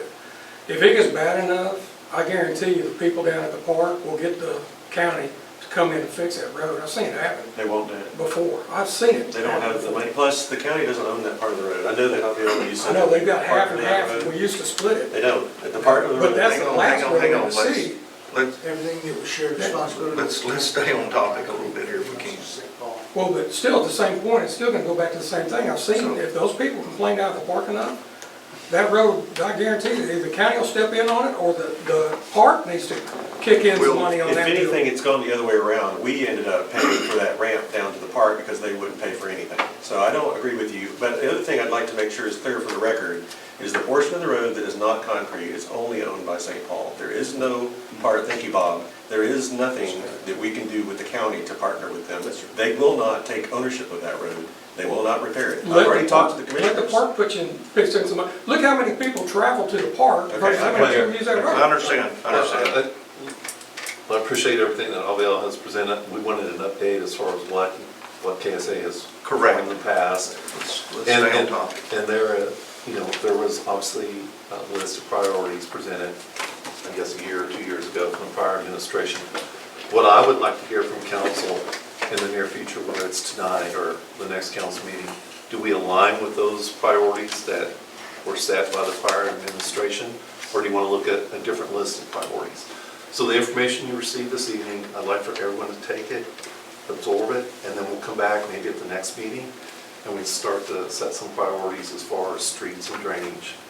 Because once I have a list of maybe your top 5 or top 10 priorities, no matter what that cost may be, it gives me an opportunity to start looking at different funding mechanisms to tackle it. Correct. Right now, I'm just wondering what those steps are and what the priorities are from council. Well, and again, meeting, I can tell council, meeting with TxDOT every week, there's certain roads that they are extending their apron drives in on, Drain Drive being one, Cary Lane being another. So when they cut that apron in, it's going to assist us in whatever road we do behind it. So it's hard to do anything as long as Parker Road is under construction, anything that touches it. But they are extending some of their concrete for us, and that's going to help a lot. So when we go back to the top 3, 5 priorities, then Yeah. I think that would be a good one to stay on. So I'm certainly for, and I know you have interest in West Shore, I'm certainly not saying that West Shore and Cary Lane or the erosion control improvements or the annual crack seal up should not be considered. That's not what I'm conveying. I'm just trying to set the record straight for St. Paul. But yeah, we do need to get move out on this, and we need to figure out what our 5-year, 10-year plan is, because we've been trying to do 1-year plans for as long as I've been on the council, and it does not work. So that's what I want to see out of this, is a long-term plan. Why don't we put that at the next meeting where we can specifically top in on that, or like you said, let everybody think on it, come back with their top 5 if they want to, and then we can definitely discuss that at that time. Well, I think Robert's heading in the right direction too. He's talking about like a 5-year plan, and that gives staff, whether it's this staff and the next staff, something to focus on as far as the direction that you set. And once we actually know what those projects are and what some ballpark figures may be, then it allows us to look at, and grants probably may not be an option, but there are different funding mechanisms that you can implement that could be some shared costs. And then we start implementing the goals and projects. So Go ahead, Abiel. I think that was it. Yeah, I got to the point where. You finished at that point? For discussion. Okay. Do you have any questions for Abiel while he's here? Yeah, I mean, in the past, we talked about working with grants or potentials for where we can get loans with the county or with other, low-interest loans or even zero-interest loans and things like that. I think that's also part of what we need to be investigating. Yes. Especially with that one drainage project that was like $2 million, it probably does need to be done over a 5 to 10-year period, if not sooner. Getting some kind of funding to help us, since it's not going to be within our yearly budget to be able to do that. Sure, and I can speak kind of broadly about grants and loans. TxDOT has a loan program. I've never used it myself, to be honest, but we have staff that has. And there are some there are some federal grants. Generally, federal grants tend to favor disadvantaged communities, and one of the metrics for that is the median average household of the community. Yeah, so that's tough probably not going to qualify for that one. That's a threshold that in the town it doesn't meet, and so that automatically excludes you from a big chunk of funds. I have heard of some potential relationships with the county, totally noted on the challenges on St. Paul Road. There are some counties that offer some kind of mechanism for assistance. I haven't explored that with Collin County, and I'm not sure how they do that with certain other cities in the county. Some of the programs that come out of congressional bills, which is I know what most people think of when they think of grants, and sometimes they come out with announcements from FHWA, USDOT. In the past, they have had these very particular purposes, and so they either have to provide funding for a major connector, they have to expand capacity, they have to expand freight, they have to expand alternative mobility. So TxDOT has an entire department called Transportation Alternatives that funds things like sidewalks and bike lanes and things like that. And so once you go through the categories, it's hard to fit a kind of a standard local road that is not above a collector and fit it to fit that puzzle piece to a grant. So that's always been the challenge with communities that have the profile of St. Paul, where basically your main street is a TxDOT highway that does receive federal funding. So the construction of Parker is being funded in part by FHWA. But when you get to local roads, then it's a little bit tougher. Your neighbors do have collector roads and above that fit that category, where you might be able to go to the Council of Governments and advocate for federal funding. For those that might not be aware, the Council of Government is the clearinghouse for federal funding. But you're just in this, unfortunately, as many communities are, you're in this threshold of size, high average median income, lack of roadways that the federal government would consider critical, where you just fall outside of a lot of grants. And so the loans is where there's a little bit of more feasibility. Now I say that, and next year this administration might come out with Helping Small Communities Act, and then there's money. But generally that's kind of how funding has been hard for towns like the town of St. Paul to get. Thank you. Just one question. This is street and drainage workshop, so I've seen wind drainage project. Where are we at with getting the drainage discussion going? Well, I brought Abiel some engineering from TxDOT and Weber that has to do with the Lakeway neighborhood, Lakeview neighborhood over there. He's going to do some figures on that, look at the two culverts that drains off into, so that kind of the same thing that happened to our neighborhood from TxDOT doesn't happen to the Lakeview people. See if we can get that water out of there quicker, because they're fixing to add to it at a pretty substantial rate. Sure. So the other place that I talked to you once before about, I'll need to get with you and go, is over in Vista Oaks neighborhood. There's from Carefree back to the south where it meets into what we call no man's land. Yes. I'd like to walk that property with you and show you what over the years homeowners have done that have possibly made that situation worse for everybody over there. Yes, and that opens up a little spiel that I've given to in the past at council meetings. As the town grows, both in population and even potentially sophistication, meaning departments and reasons for hiring more staff and things like that, I've always felt that there is a point where you start mimicking what other slightly larger cities do and take over problems and make them your own. And the Vista Oaks neighborhood is a good example of that. The problem with Vista Oaks, and I always get the backstory a little bit off, so forgive me, but I understand that space where there is an existing drainage pond was a part of an HOA that no longer exists. And so it was never a town facility. You don't maintain it. In many ways you try not to overstep that private property in order to not create a situation that you don't want to create with a private property. But that drainage space is a critical drainage structure that serves the town overall. And so I foresee a future, or hope for a long-term future, where that is just simply taken over by the town somehow. But I say that knowing that right now, that is maybe not feasible. You don't have the manpower, you'd have to contract out those services, and so it is a policy discussion for the future, and that could be a part of the master plan, you know, to be considered. For example, an entry in the master plan that says that, you know, we may seriously consider taking over, you know, these 2 or 3 structures around town that are privately maintained, but that protect a region of the town. And so what's hard with, and I've been back there, but I'm sure every time I go back there, I can access less of it, just because it's just so wild back there. But I already know what the answer is that it needs to be cleaned up, it needs to be inspected, it needs to be restored at least to its original design. I've never seen the design for that, but you know, the minimum thing to do is to clean all that up and let it function how it did before.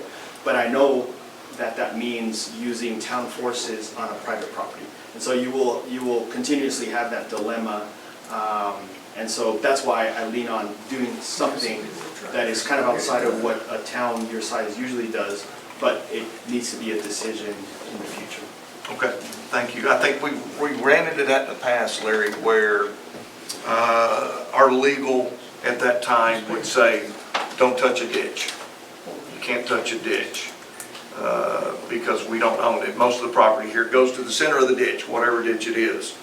And so my question has always been, and this would be for Clark, is there not a way to get a homeowner's, if he had one up here, a big engineered one, where the homeowner signed basically waivers saying, yeah, we'll come in and clean it out, but once we're done, it's your property, you got to maintain it from that day forward. Is that a possibility? To where we don't own it from that day forward if we touch it? Yes, generally speaking, you could enter into some kind of a maintenance agreement. It's very limited in terms of what the town does. And you just got to make sure that it runs with the land and it's reported to the county so that it's enforceable going forward with any property owner, subsequent property owner who buys that property. That is doable. Okay. Because that affects probably 90% of the ditches that we have in this town where the property rights touch each other to the center where we don't have access without property permission. So they want the help, but we can't touch it. If it's prescriptive right of way, meaning that it was never formally dedicated to the town, but these roads, you know, they become public over time. The city's access to the sort of right of way is not limited to the beaten path of the roadway, and it does include areas adjacent that are necessary for things like drainage. So if in a situation you wanted to get into a ditch and the property owner said no, and that's a prescriptive right of way, you could. You might get sued and have to fight that out, but you'd be looking at prescriptive right of way, meaning it hadn't been formally dedicated, either by plat or a separate instrument, like an easement, or a right-of-way grant.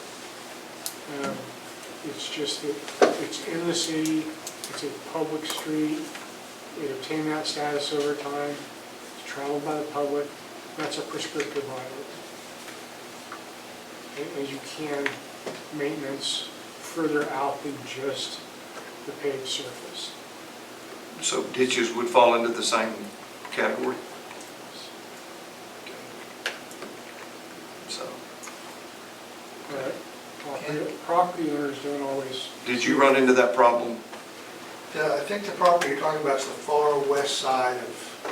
There's several, Bob, it's not just one. Yeah, that property, there's like 13. That's what Aviel was talking Yeah, that's about. one of them, but then we got some stuff down there too. There's like 13 properties that back up Right. to that. That property itself is owned by an HOA, it doesn't exist, the county doesn't tax it. I've talked to at least half the property owners there, none of them want ownership of it. Correct. Because they have to pay tax on it. to maintain it, they don't want to do either. Correct. We're familiar with that one, so yeah. But it's different ones than even that one that I'll go through with you. I think we might be able to, kind of like on Kerry Lane, where we cleaned that up one time and it actually, I talked to two of the residents there and they said it actually helped a lot. So there are some avenues where we can assist. I just wanted, where those lands come together in the middle of that drainage, we have to be able to get a contract between the two homeowners, and that's why I asked that question. So thank you for your answer, I appreciate that. And Mayor, there is in a lot of situations in the town, you do have a little more flexibility on the channels that you're describing between two properties, because what I've noticed in the town is that many of the older subdivisions were platted in a way where there's a drainage easement between the lots. It's just always been a little vague that the plats don't say who maintains it, and if it's a public easement or if it's a private easement between the two. And so there is some digging for each situation where maybe there is an easement on file that actually describes who maintains it, and that's where you would hope to find, that the property owners share the maintenance and it's not the town, and then, okay, that one's checked off, and now it's, hey, you're not maintaining it like how the plat says. This particular one at Vista Oaks, it's just nobody owns it, and the document shows that nobody owns it because the owner doesn't exist anymore. Correct. Okay, thank you. Any other questions for Abiel? Yes, sir. David? Thank you very much. Okay. Thank you, Abiel, appreciate you being here tonight. Appreciate you. So, you gonna include that for, Yeah, on the next Top five? council meeting agenda, I'll bring it back. We'll talk about what we believe our top five priorities are for the upcoming year. But I think we do need to focus on a 2 to 5 year plan as well also. okay, This is going to be shared with us? Pardon? That's going to be shared with us? Yes. so we can do that.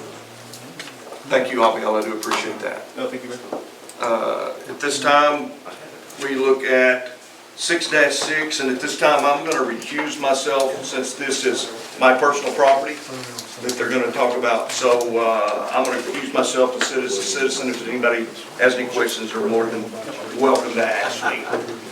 Oh, wow. Slide, yeah, get your gavel. All right, 6.6, discussion and possible action regarding the proposal from Wolfpack Construction to install a curb ramp at 2500 Levon Parkway. Scott, you want to speak to that? Yes. If you recall, at the last council meeting, we had this very agenda item presented to council, and council decided to table it until this evening.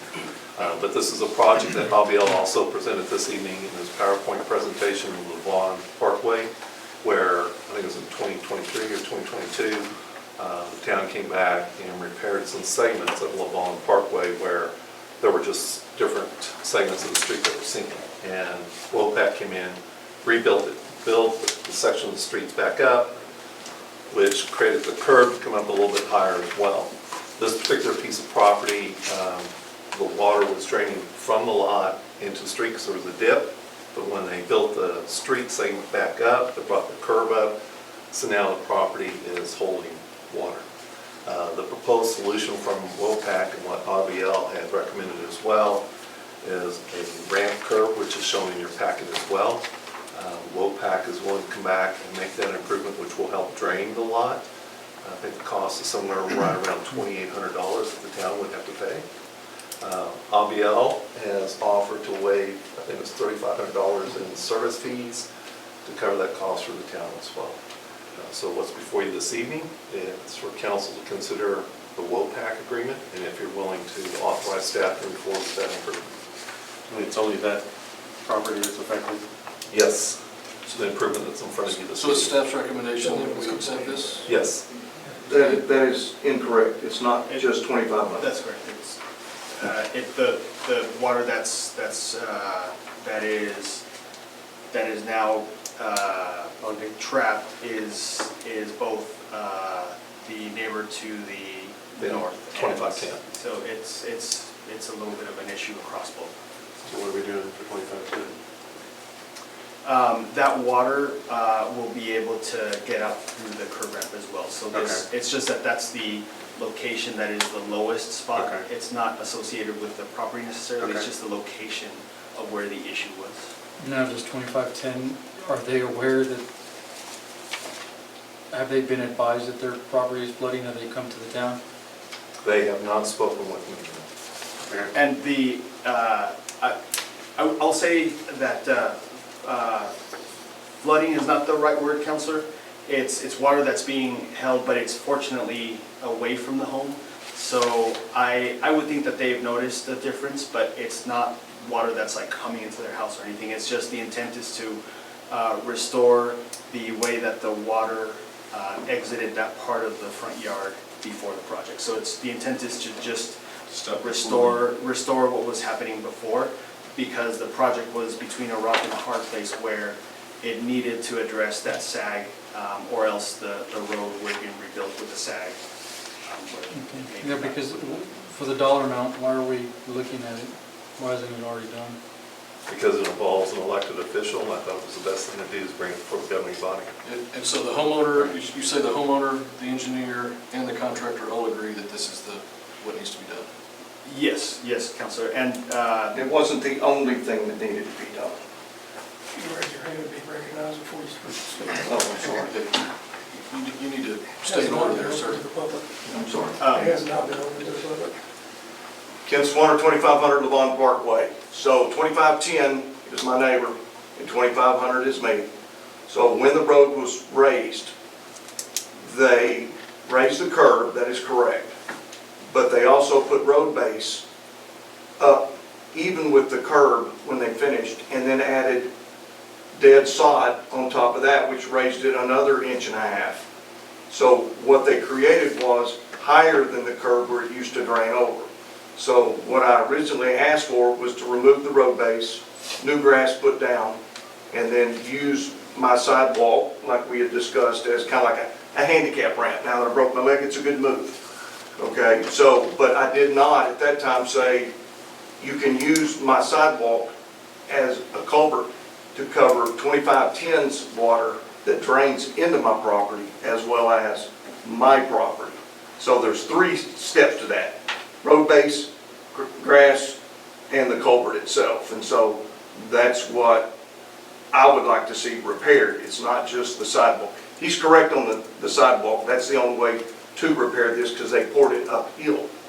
So it has to be removed and dropped downhill, or where it used to be. So that he's correct on that aspect, but there's 2 other aspects as well. Yeah, and I can just add to that, the reason I'm only talking about the curb ramp is because I do believe that, and I have photos for the town's records, that what the mayor is describing is what happened. The contractor used the road base under the sod, and so it was, it just didn't survive. So although there's an expense for the wheelchair ramp, I'm only detaching it because I don't believe that the town should have to pay the contractor to replace that grass. I think the contractor needs to replace it at their expense. So that's the only reason to not mention them together. But yes, I agree that the grass needs to be replaced by the contractor because it wasn't installed correctly. But 2,500, I mean, how much water are we talking about that's going to get on Mr. Swanner's property? Do we need to do something there? The intent would be to, fortunately, the point where the ramp would begin is the low point where the water was trying to get out, so that catches the pretty close to the spot where if this, it's only 2 stones that would be rebuilt, but that would restore, understood that it's still an inconvenience to both properties, but this would try to restore what was happening before, which was that part of the front yard to have the water exit. Is it still high on the street? Is it going to pool up around in front of his house? The project didn't go beyond about 10 feet from the back of the curb, so this would not impact any grading that, whatever the grading, the elevations were behind 10 feet behind the curb it stays as is. It's just this part where the contractor touched the front yard. So the service fees, I guess, so that's, you're waiving your service fees. What are the service fees include?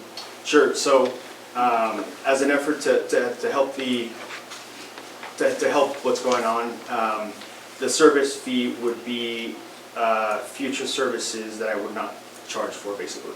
Future To make services, up so there's for- no service fees associated with this account, or with this matter, the 2500 lawn and 2510?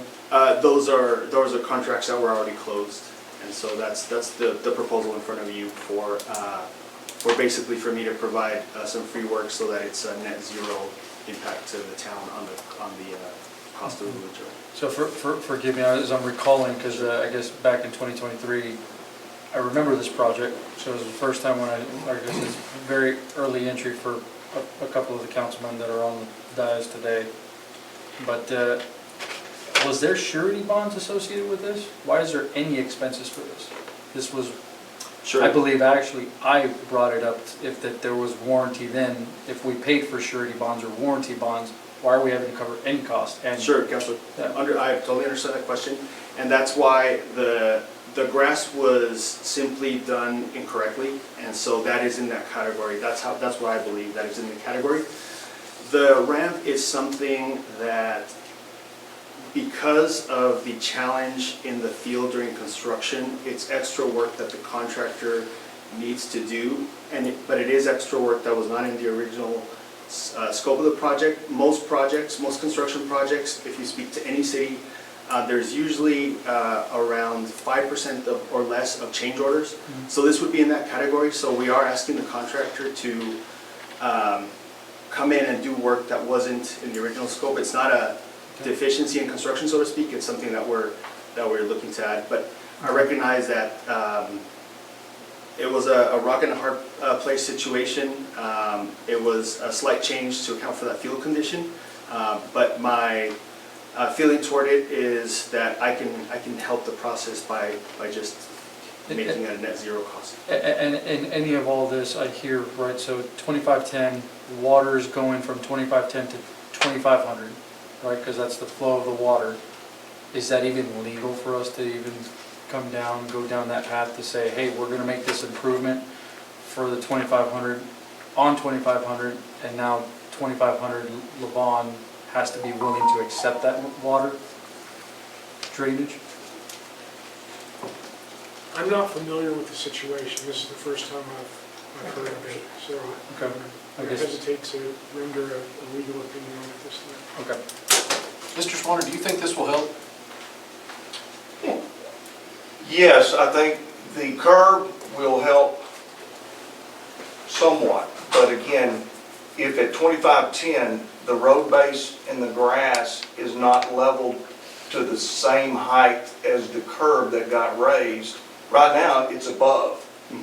So mine and theirs. And so unless that is reduced down to at least the level of the curb, there's no way for any water to get out of my yard unless it uses the sidewalk. And that's when we turn the sidewalk into a culvert, and all it's going to be is mud. It's going to drain the water, some of it anyway, but it's going to be mud.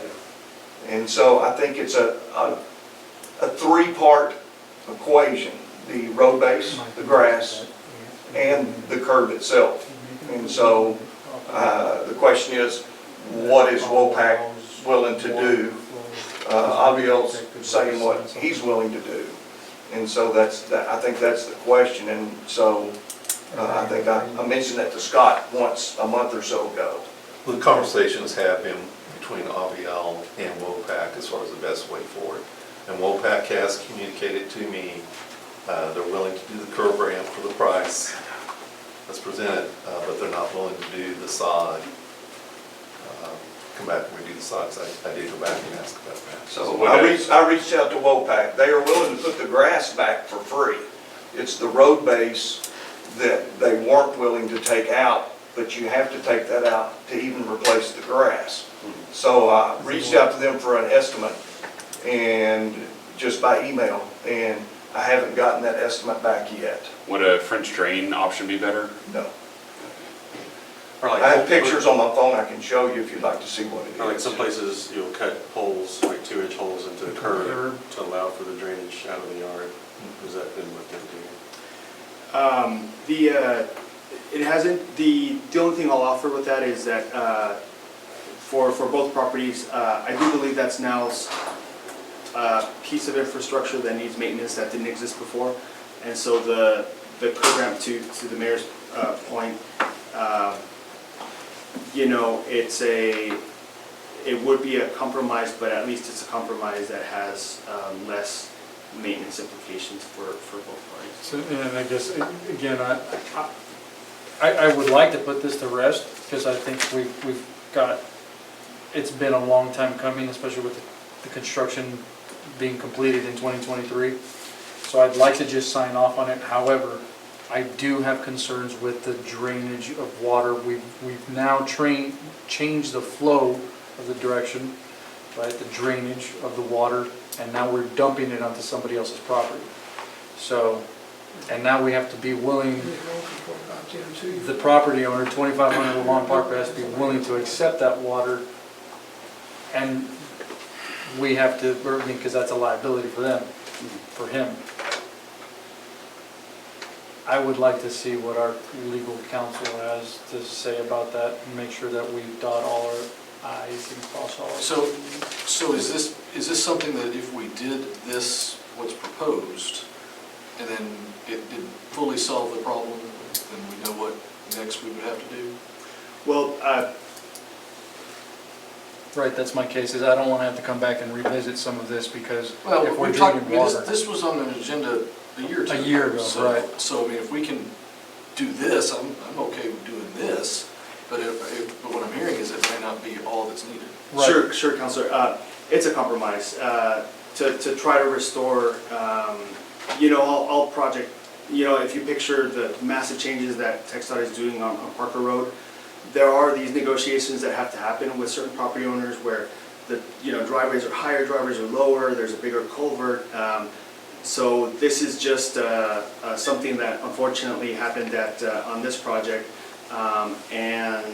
And so it's about a compromise that all parties agree to. Now, on the grass, I do believe that the town does need to demand that sod replacement from Wolpack. And base course or flex base is not an appropriate base for grass. It's an industry standard, it's known. They use the subcontractor, so the pressure should still be on the contractor to get that done. To your point about the warranty and the surety bonds, I totally agree with that. And then like I mentioned, this idea of ramping the two last stones is a compromise that, yes, it works if the parties involved are in agreement with that idea, but it is a compromise. I hate to you know, tell the property owners, oh well, this fully solves it. I understand that this is a compromise to help with the challenge that the project encounters. Mr. Swanner, are you comfortable with us at least doing this part? It needs all three. And like I said, Wolpack told me they put the grass back, but they won't remove the road base. That's what they told me. So how do we get the road base? Because the problem is it's higher than the curb that got raised. We have to at least get the dirt and the grass level with the higher curb to reduce any amount of water. Otherwise, we're using my sidewalk as a culvert. Sure. Is there a way that we could let staff, we could approve this and you can continue? Go back, on it, yeah. and so that we don't have to see this? We'll again? ask them again, if they're willing to remove the base. And it sounds like, they haven't told me that they're willing to that they'll put the sod down, at least they've communicated. Can we that can we give Scott permission to, Right. Yeah, no, to do this? and that's where I'm moving towards. However, so what happens if, right, so like Mr. Swanner stated, I understand if the flow of the water is now going to be exiting off of his property, he's going to incur, this property will incur, what's the word I use? Erosion. Are we going to have to revisit this in the future because of that now? And if so, is the town going to take on that responsibility, or is that now the property owner? I mean, possibly with Wolpack, you can work out something where we maybe share the cost or something. The new work would have a warranty that kind of resets with the new work that comes in, so you I'm would see concerned that. with the warranty, forgive me for being a Understood. little concerned when I specifically brought this up a couple of years ago, and here we are today with no warranty, even though we paid for warranty. So now I paid for services and haven't got those services. I'm pretty sure that's right there is breaking the law, right there. If I paid for goods and/or services, promised goods, promised services, and not received those services, then why did I pay for them to begin with? So. Is 2510, has it always been draining over towards 2500? No. No. I don't believe any of these issues were brought up prior to, so, and that's the concern, right, is now we, at the town, by repairing the concrete, has now created two issues. We're holding water. One of them, or what I'm hearing, is that because of the road base, that now we've increased elevation and not allowed water to drain like it did before. So now we're creating a drainage point, the ramp, and now we're not doing anything to 2510, which is holding water. So now that water is going to go down to Mr. Swanner's property, potentially causing erosion. I mean, that's what happens with water. Water erodes things that gets in its path. Now, So- one last thing I'll offer, Councilor, is, you know, if and when WOPAC restores or replaces the grass with the base that should have been restored, and they match the grade better, then that water shifts into right behind the back of curb, which would be in that, I need to go look at the maps again, but it would be in the public utility easement, in the right-of-way space, where flow, like how a channel can flow back and forth, now you've shifted that to that space. Okay. And so it does alleviate that potential issue, at least for that water. Right, the legal issue? Yes. Okay. Yeah, I can't speak to this specific issue, but I can say that in Texas, there is a statute that governs the diversion of surface water and liability for that. So if somebody diverts the normal path of surface water, they could be held liable to downstream owners that have damage because of the diversion. Cities are immune from that statute. Okay. So could we approve a dollar amount that Scott and the homeowners can work with so that we don't have to see this again? And that would be the 2,800 for the ramp, additional monies if we could remove the road base. Abiel, do you feel like this, as little or as small as it is, to protect the town, do you feel it's in the town's best interest to have this, to include 2510, re-engineered and use your service fees applicable to that, so we get this done right and we get it done right now the second time? But for this new project? I agree, if we can define what re-engineered means. Well, so we can engineer this project, which is Doing that. doing this and then making sure that 2510 is also, does not have standing water and we're not dumping water, or that because the town's improvements, albeit that a town would be protected, I don't want to put two neighbors now in a position. No, totally understood. Right. And yes, Councilor, my intent is always to watch out for the interests of the towns, which by extension is the residents. That's why I'm here, I will be here, I will see this through all the way to the, to the best end possible, working with WOPAC, working with staff. And yes, I do think if we can make sure to address the grass issue with WOPAC, I think that this is the best compromise to address the situation that happened with the project. But do you think official engineering drawings should be done on this? We've already identified so I've been out there several times right after it rains, and that is the best evidence of what's happening. And even with WOPAC, who is a construction professional, we've identified that spot where if we begin the ramp there, then what we're talking about would come to pass. And so I don't believe that going out and doing what some might refer to as re-engineering, like getting elevation shots and producing a set of construction drawings and that kind of stuff will yield a different result. Okay. This is based on engineering judgment, but I have been doing this for 22 years, Right, and so right. that this is the compromise that I see as the best option now. Okay. It is, and I have photos of different rainstorms, during and after, and just to manage expectations, these properties are fairly flat, and there are, patches of water, like in a lot of places in the town, that are kind of behind where the contractor worked, where there's just kind of water that sits. And so this would be contained to a compromise of where the contractor changed something, but just to kind of manage expectations there. One more question before we go. Mr. Schwanner, do you think that in your opinion, your neighbor 2510, have they come to address any flooding issues with you or standing water? And is what you're seeing the same issue there as what you're seeing on your property? So theirs is almost 100% across the front of their property. Mine goes past that sidewalk, so it's probably at about 60%. So if your lot's 160 feet wide or whatever, factor that in. So Kay next door and her husband they don't come outside a lot, they're invalids. So their care factor doesn't seem to always be super high and notice these things.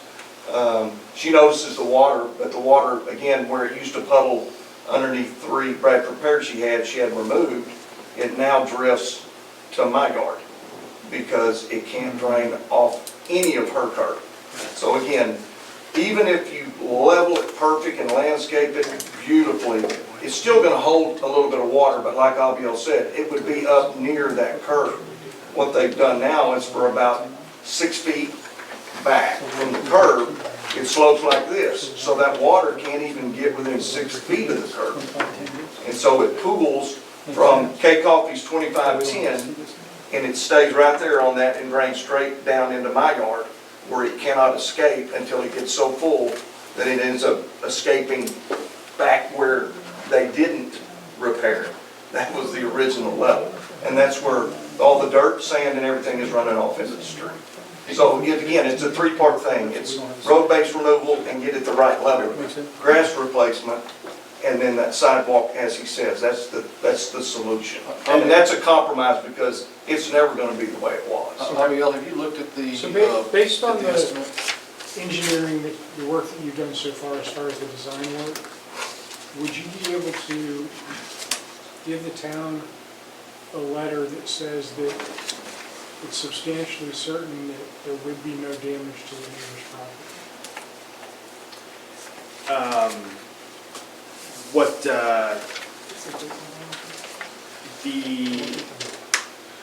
Yes, and I know what you're asking. I would just have to, make sure to be careful to describe the compromise and how it addresses the situation.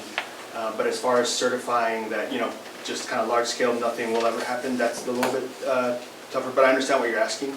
And yes, I think I can come up with something, a letter that backs the engineering judgment that I'm describing. Very great. And the safest thing would be to get a release from the other property owner in advance, that they approve the work and that they're waiving any kind of claims. Absent that, an assurance from the engineer is the next best. Abiel, have you looked at this estimate from OPEC? I remember the amount. I don't remember if I saw the One thing detailed breakdown. that I just in your professional opinion, it looks like they're going to install a curb ramp from existing old concrete. So it looks like they're going to take those 2 sections and reuse those. Councilor, I don't mind saying this even if the owner of OPAC was here. They do solid work. They are not a sophisticated company, and unfortunately the way they word things sometimes is, I know what he means, and so that goes back to, so anyway, to complete the thought there, we would make sure that that estimate and the way it's worded is revised to reflect what is actually happening, but at least we were able to extract the right amount. And that ties into the question of construction drawings. With a contractor like that, rather than trying to detail everything on paper, the key there is to, if this moves forward, we would actually, I myself would actually meet with them in the field and literally mark on the pavement the exact things that we are intending for them to do, because that is way more valuable than over engineering. Okay. So that'd be But the they're not going to reuse? No, it's impossible. Okay, all right. Yeah. So it says all up to. Yeah, and this is all up, so based off what our attorney says, and what I'm hearing from ABL, would the council be subjected to saying, hey, just like you, so we don't have to revisit this? I don't want to revisit this. So if we said, hey, if 2,800 is the estimate for one property, if we double it to ensure that our bases are covered for 2510 in the event that it needs to happen at 2510, and that we contact them prior to and get them to sign off on that.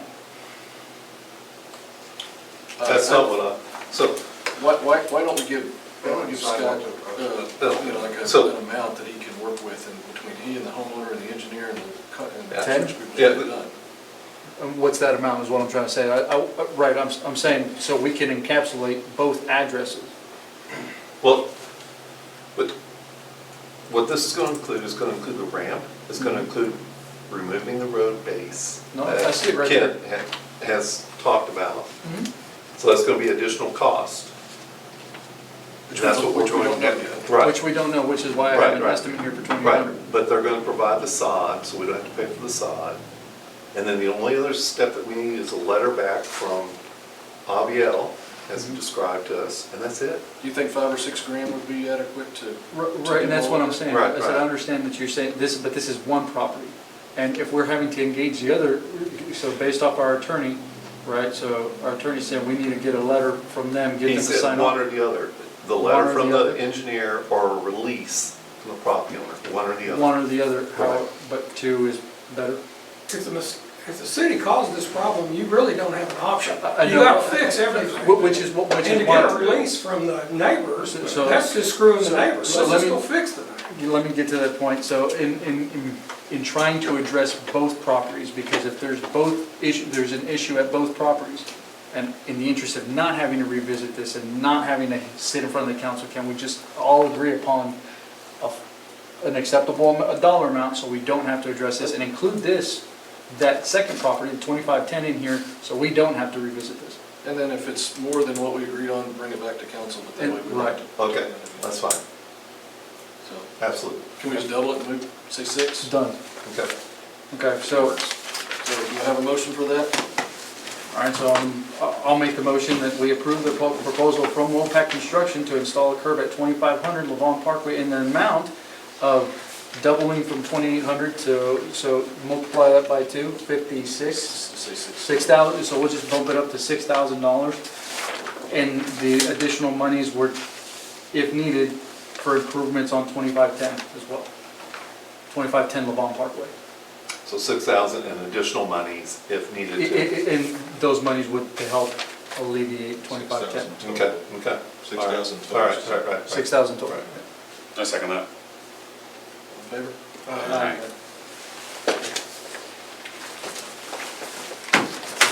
Thank you. Thank you. Like to welcome back the mayor. Use a hammer before you get older. You just was hit me with it, that's all.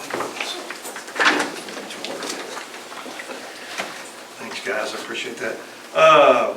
6-7, discussion and possible action regarding a development agreement with Lakeview Shopping Plaza, Inc.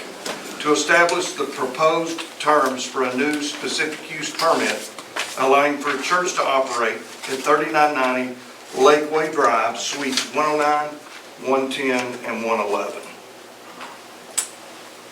Council, I don't know if you've had a chance to review the agreement very closely, but I'll just go through a couple of highlights. The agreement currently would require 3990 Lakeway to build an additional 22 parking spaces. And it also would only allow an occupancy of 90 people in all 4 suites at any one time. They would have to install cameras with 4K resolution to monitor the entrances and exits and parking lots, and the video footage would have to be provided to the town. All footage provided to the town must be provided within 90 days from when the SUP may expire as well. And we've also asked them to pay for the KSA parking study and any other costs associated with implementing the recommendations from the KSA study. Unfortunately, I wasn't able to get the agreement to Nasser until Saturday just because of all the time it took to put together. I put a letter in front of you or an email from Nasser that I received late this afternoon, and he is requesting an extension of another 7 to 10 business days to get a response back to us regarding any changes he may have to the development agreement. So keep in mind, this is a development agreement as far as how we're going to collaborate with Lakeview Shopping Plaza in issuing a new SUP for $39.90 to operate a church in suites 109, 110, and 111.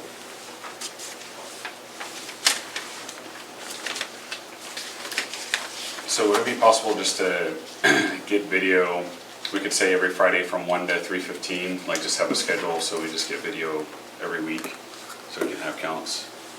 Okay. What if they change that church? What if it's different, And the town's gonna incur this cost? Who's gonna be reviewing the footage? Who's gonna be doing the counting? There's a dollar amount associated with that. Will it be you? Who's gonna be Alex? Staff. There's a dollar amount that we're not considering for all this. I'm just saying, council, we need to consider that. Not saying I'm not open for us to review, but there's a cost associated with that.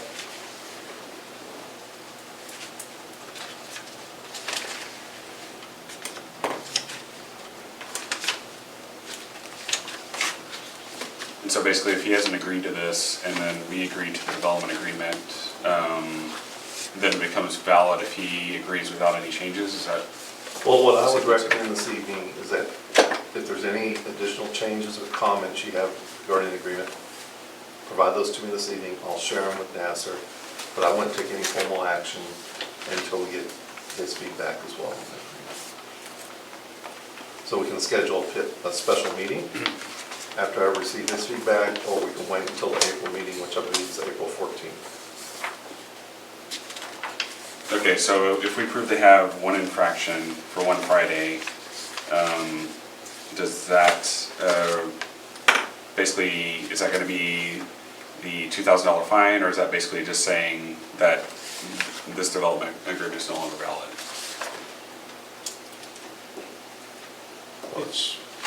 There's numerous options, the way this is drafted, so even though you're entering into a development agreement, you're still going to have all of your normal options in terms of taking it to a municipal court for violations, $2,000 a day, every day if there's a violation. There's also a liquidated damages clause in there that would be a $2,000 a day payment for every day that there's a violation, independent of taking it to municipal court. But you would have to sue for breach of contract, this development agreement, if you didn't pay voluntarily.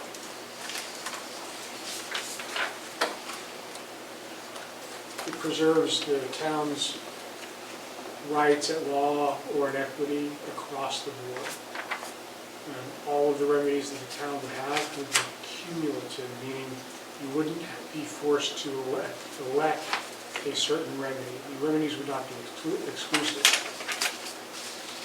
You could continue to pursue each remedy separately until his liability is paid. I know that was an important point that we discussed last time, was make sure that the VA doesn't box us in terms of what else we could do to achieve remedies. So you're waiting on Nasser to get back to you. So if he has to put in 22 parking spaces, what timeline are we specifying to allow him to do that versus it stalls off 6 months? We can either put that in the development agreement, or we can put it in the SUP council. Okay, SUP then, okay. What's his justification for needing an extension? Sorry, Because, I mean, if you look at the email, he listed several. I didn't get it to him until about 5 o'clock on Saturday. Thank you. He says his attorney's in trial. All right. I think it's a reasonable request. I think the town would be on better footing to allow an extension. To allow a range of an extension or to give a specific date, business days extension? My recommendation would be 10 days. 10 business days. 10 Is that business what days? you're requesting? Yeah. So it's formally request a 7 to 10 business day extension. And we received this on Saturday? No, it says Monday. Today. Right. So a last minute request at 3:47. It's a reasonable request. Last minute? Oh, that's wrong. I didn't make this, I didn't make a motion for that, but okay.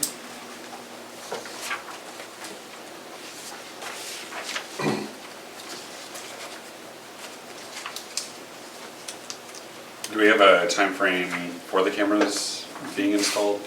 Not at this time, no, but we can make that part of it. I would make sure to get all the doors, all the entrances and exits. Would you do that in the SUP or in the developmental agreement? SUP. So, I'm just trying to see the developmental agreement, I get that, but, so, I just don't. Keep in mind, this development agreement, when we started this process, the LOI was a letter of intent that we were going to work collaboratively in putting together a development agreement, which was going to lay out the framework for the SUP.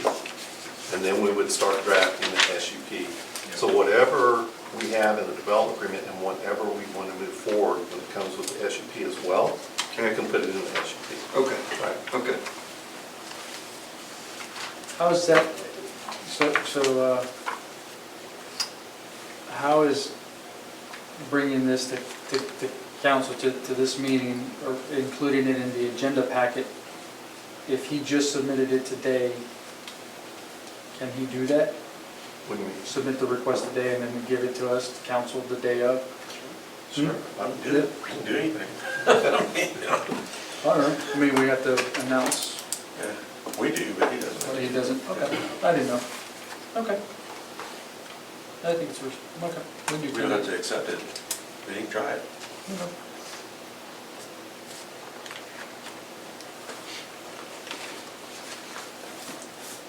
Any questions from you, Larry? No.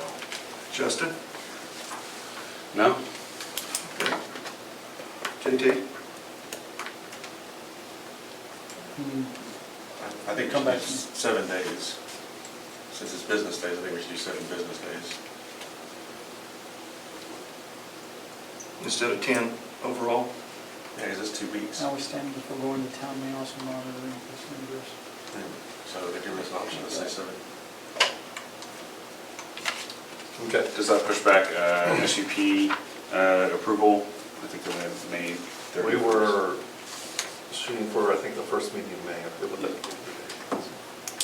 But this, having this delay doesn't push that back, is that We correct? can have a special call meeting, so we give Nassar 7 to 10 business days, whichever, whatever you prefer, and then give him the 7 to 10 days, get his comments back to us. We can have a special call meeting to just address the development agreement and then move forward with the SUP. Yeah, so I just want to recommend. You still recommend 7? I would say 7. They gave us an option of 7 to 10. It's business days, so it's, yeah, and 7. weekends. 7 sounds good, I'm on 7. Okay. Someone make a motion? I'll make a motion all night. I'll pass the torch. Okay. Motion. What is the motion? I would make the motion. Motion to accept the grant, to grant the extension of 7 business days. Right, for For the Lakeview Shopping Plaza to return to development agreement. Lakeview Shopping Plaza to return. It's this one, is that it? Yeah. Yeah, the developers agreement, okay. So we're not needing a motion to actually approve it? No, you're just authorizing the extension because in our understanding from the last council meeting, we wanted this done by March 10th, which is today. And so I'm looking for formal action from council based upon the extend. request from Nasser. Are you willing to extend this for another 7 or 10 days, business days? Okay. So extending the acceptance of the developers agreement for 7 days. Okay. I'll second that. Okay, all in favor? Aye. Okay, motion carries. 6.8, discussion and possible action regarding a proposal from Simplify for stop bars painting. So, if you guys take a look at this, so we started, I think y'all passed, this is something that I finished up from the last administration, which was the painting of stop bars on Vista Oaks, painting of curbs. So it came out that once we started down this project, I asked Scott to get a second bid to do the whole town. I just wanted to see what those numbers were for safety. You can't just be safe in Vista Oaks, you need to be safe throughout the town. So every stop sign that we had needed to have a stop bar put in. So at that time, Scott said it was about 1,000. This is a little bit more than the original. I don't know if he got a direct quote from them or not on that. And then there's 3 that were put in the wrong location that we have 2 options on that. We can either pay to have them removed or we can, there's no sign there. They can just sit there and wear off over time. So that's the choice on the removal of the 3 that are in the wrong locations. And so we recently put those in place, or they've been there? No, this is recent. They were mistaken. Last month. Does the town have liability because the stop bars are there and there's no stop sign? Or We're getting our money's worth. For road design, the town is immune for claims of injury or damage unless the council decided to implement a specific policy, specific design, and then did not implement it timely or did not implement it correctly. Okay, so That answers that. that answers that. So we need to make the motion to pay for, to remove them. That is correct. Yeah, so, we'll. But that's not the bid for the rest of the town is also included in that, right? Right, so you're looking at $2,856 for the 8 additional stop bars, and then $216 to remove the 3. Now, originally you told me $1,000. Did he go up because of inflation or what? I don't remember telling you that. What I do, if you're talking about this new bid. Well, yeah, when you came with the contract for what he Vista had, Oaks, so- you told me it was 1,000 for the rest of the town. I said, sign the contract and do the whole town. So the first proposal they sent was for a little bit over 3,000 to do Vista Oaks. And that proposal changed based upon what council wanted to accomplish. We moved forward with that project. And then you told me to wait before we move forward with the project because you and JT were looking at the other locations as well. And so you sent me a new list after council had given me direction of what to do. And then we moved forward with the first proposal. Well, JT wasn't involved in the extras. That was just me. Oh, well, I thought he was on the communications, email communications, pretty certain. Oh, I got CC'd on just about everything, but I just didn't respond to it. It's just not So- my job. I'm not compensated for that one. Okay. Yeah, but you get involved. I And did, that's part of the problem, JT, that there's too many people giving direction. you're exactly right. I think part of the problem is that things aren't getting done in a timely manner. Well, then you need to find somebody who will do it in a timely manner. That's possible. Well, then you need to make that decision tonight. Well, I mean, Because I'm going to tell you right now, we are doing things in a timely manner. okay, And part of the problem is that we're being pressured to do things that aren't complete. okay. And I haven't heard anything that hasn't been completed or anything like that, that we need additional resources. Are we Well, needing additional resources? JT just said things aren't getting done in a timely manner. Well, you asked me for help, and I helped. I sourced the location. I said, here you go. That was my involvement. Do I not need to involve myself any further than that? I think we have too many chiefs, yes. Okay, Yes, I do. perfect. Well, And I think we need to make a decision whether it's going to be the mayor or me. Absolutely. Because there's I don't some have to serious agree. conflicts that are currently going on in this city. What conflicts am I causing? There's just too many, there's too many hands involved in the daily operations. And it's not the way we should be moving forward. And Well, we can discuss how to, if we need to be involved less or to help streamline things to be less involved, then we can. I'm not opposed to anything like that. I think we just need to have an open line of communication so we can streamline all of that. I'm not here to say that things aren't getting done, and I guess I used the wrong verbiage, so I take that back. I think you're doing a phenomenal job. I was asked to step in to source somebody, and I took a quick Google and I said, here you go, I got somebody on the phone. And while I've been involved in communications or CC'd, and initially I reached out, I handed it off. well, it's So- just, I think we need to limit the discussion. Right, the discussion of that, so I'm right It's there a separate with you. topic that needs to be brought up at a different time about, the standard operating. So again, it just goes back How we to, decide things. right, back on this, it's removal of the 3 that were put in the wrong lolocation. Yeah, so it sounds like. Okay, the 2856 for the rest of the town, and again, I question that a little bit, but that's what the bid is. Do we have to cross bid this because it's a new project? It's not over the limit Not over the of the limit, cost. and we reached out to at least 4 or 5 other companies. Yeah. That's good enough. Yeah, he sourced the bids out, I think even through the county site, and there wasn't any other. Well, it was through the state website, so when you're looking, that goes good all. But yeah, we did our due diligence. Right. I make a motion to approve the timber fire proposal as presented. Second. Okay, all in favor? Aye. Okay, motion passes.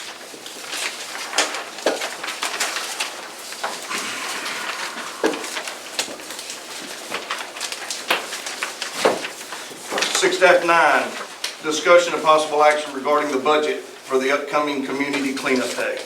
We're not ready to proceed with that yet. Okay, we can postpone that till next month. Can I have a motion to postpone that, please? I'll make a motion that we table that. Okay. No, but what Have a number second? it is, it's not on there. Second. All in favor? Aye. There you go. Table till next month. At this point, can I have a motion for adjournment? I'll make a motion to adjourn. Second? I'll second that motion. Okay, all in favor? Motion carries. Thank you. Thank you, gentlemen.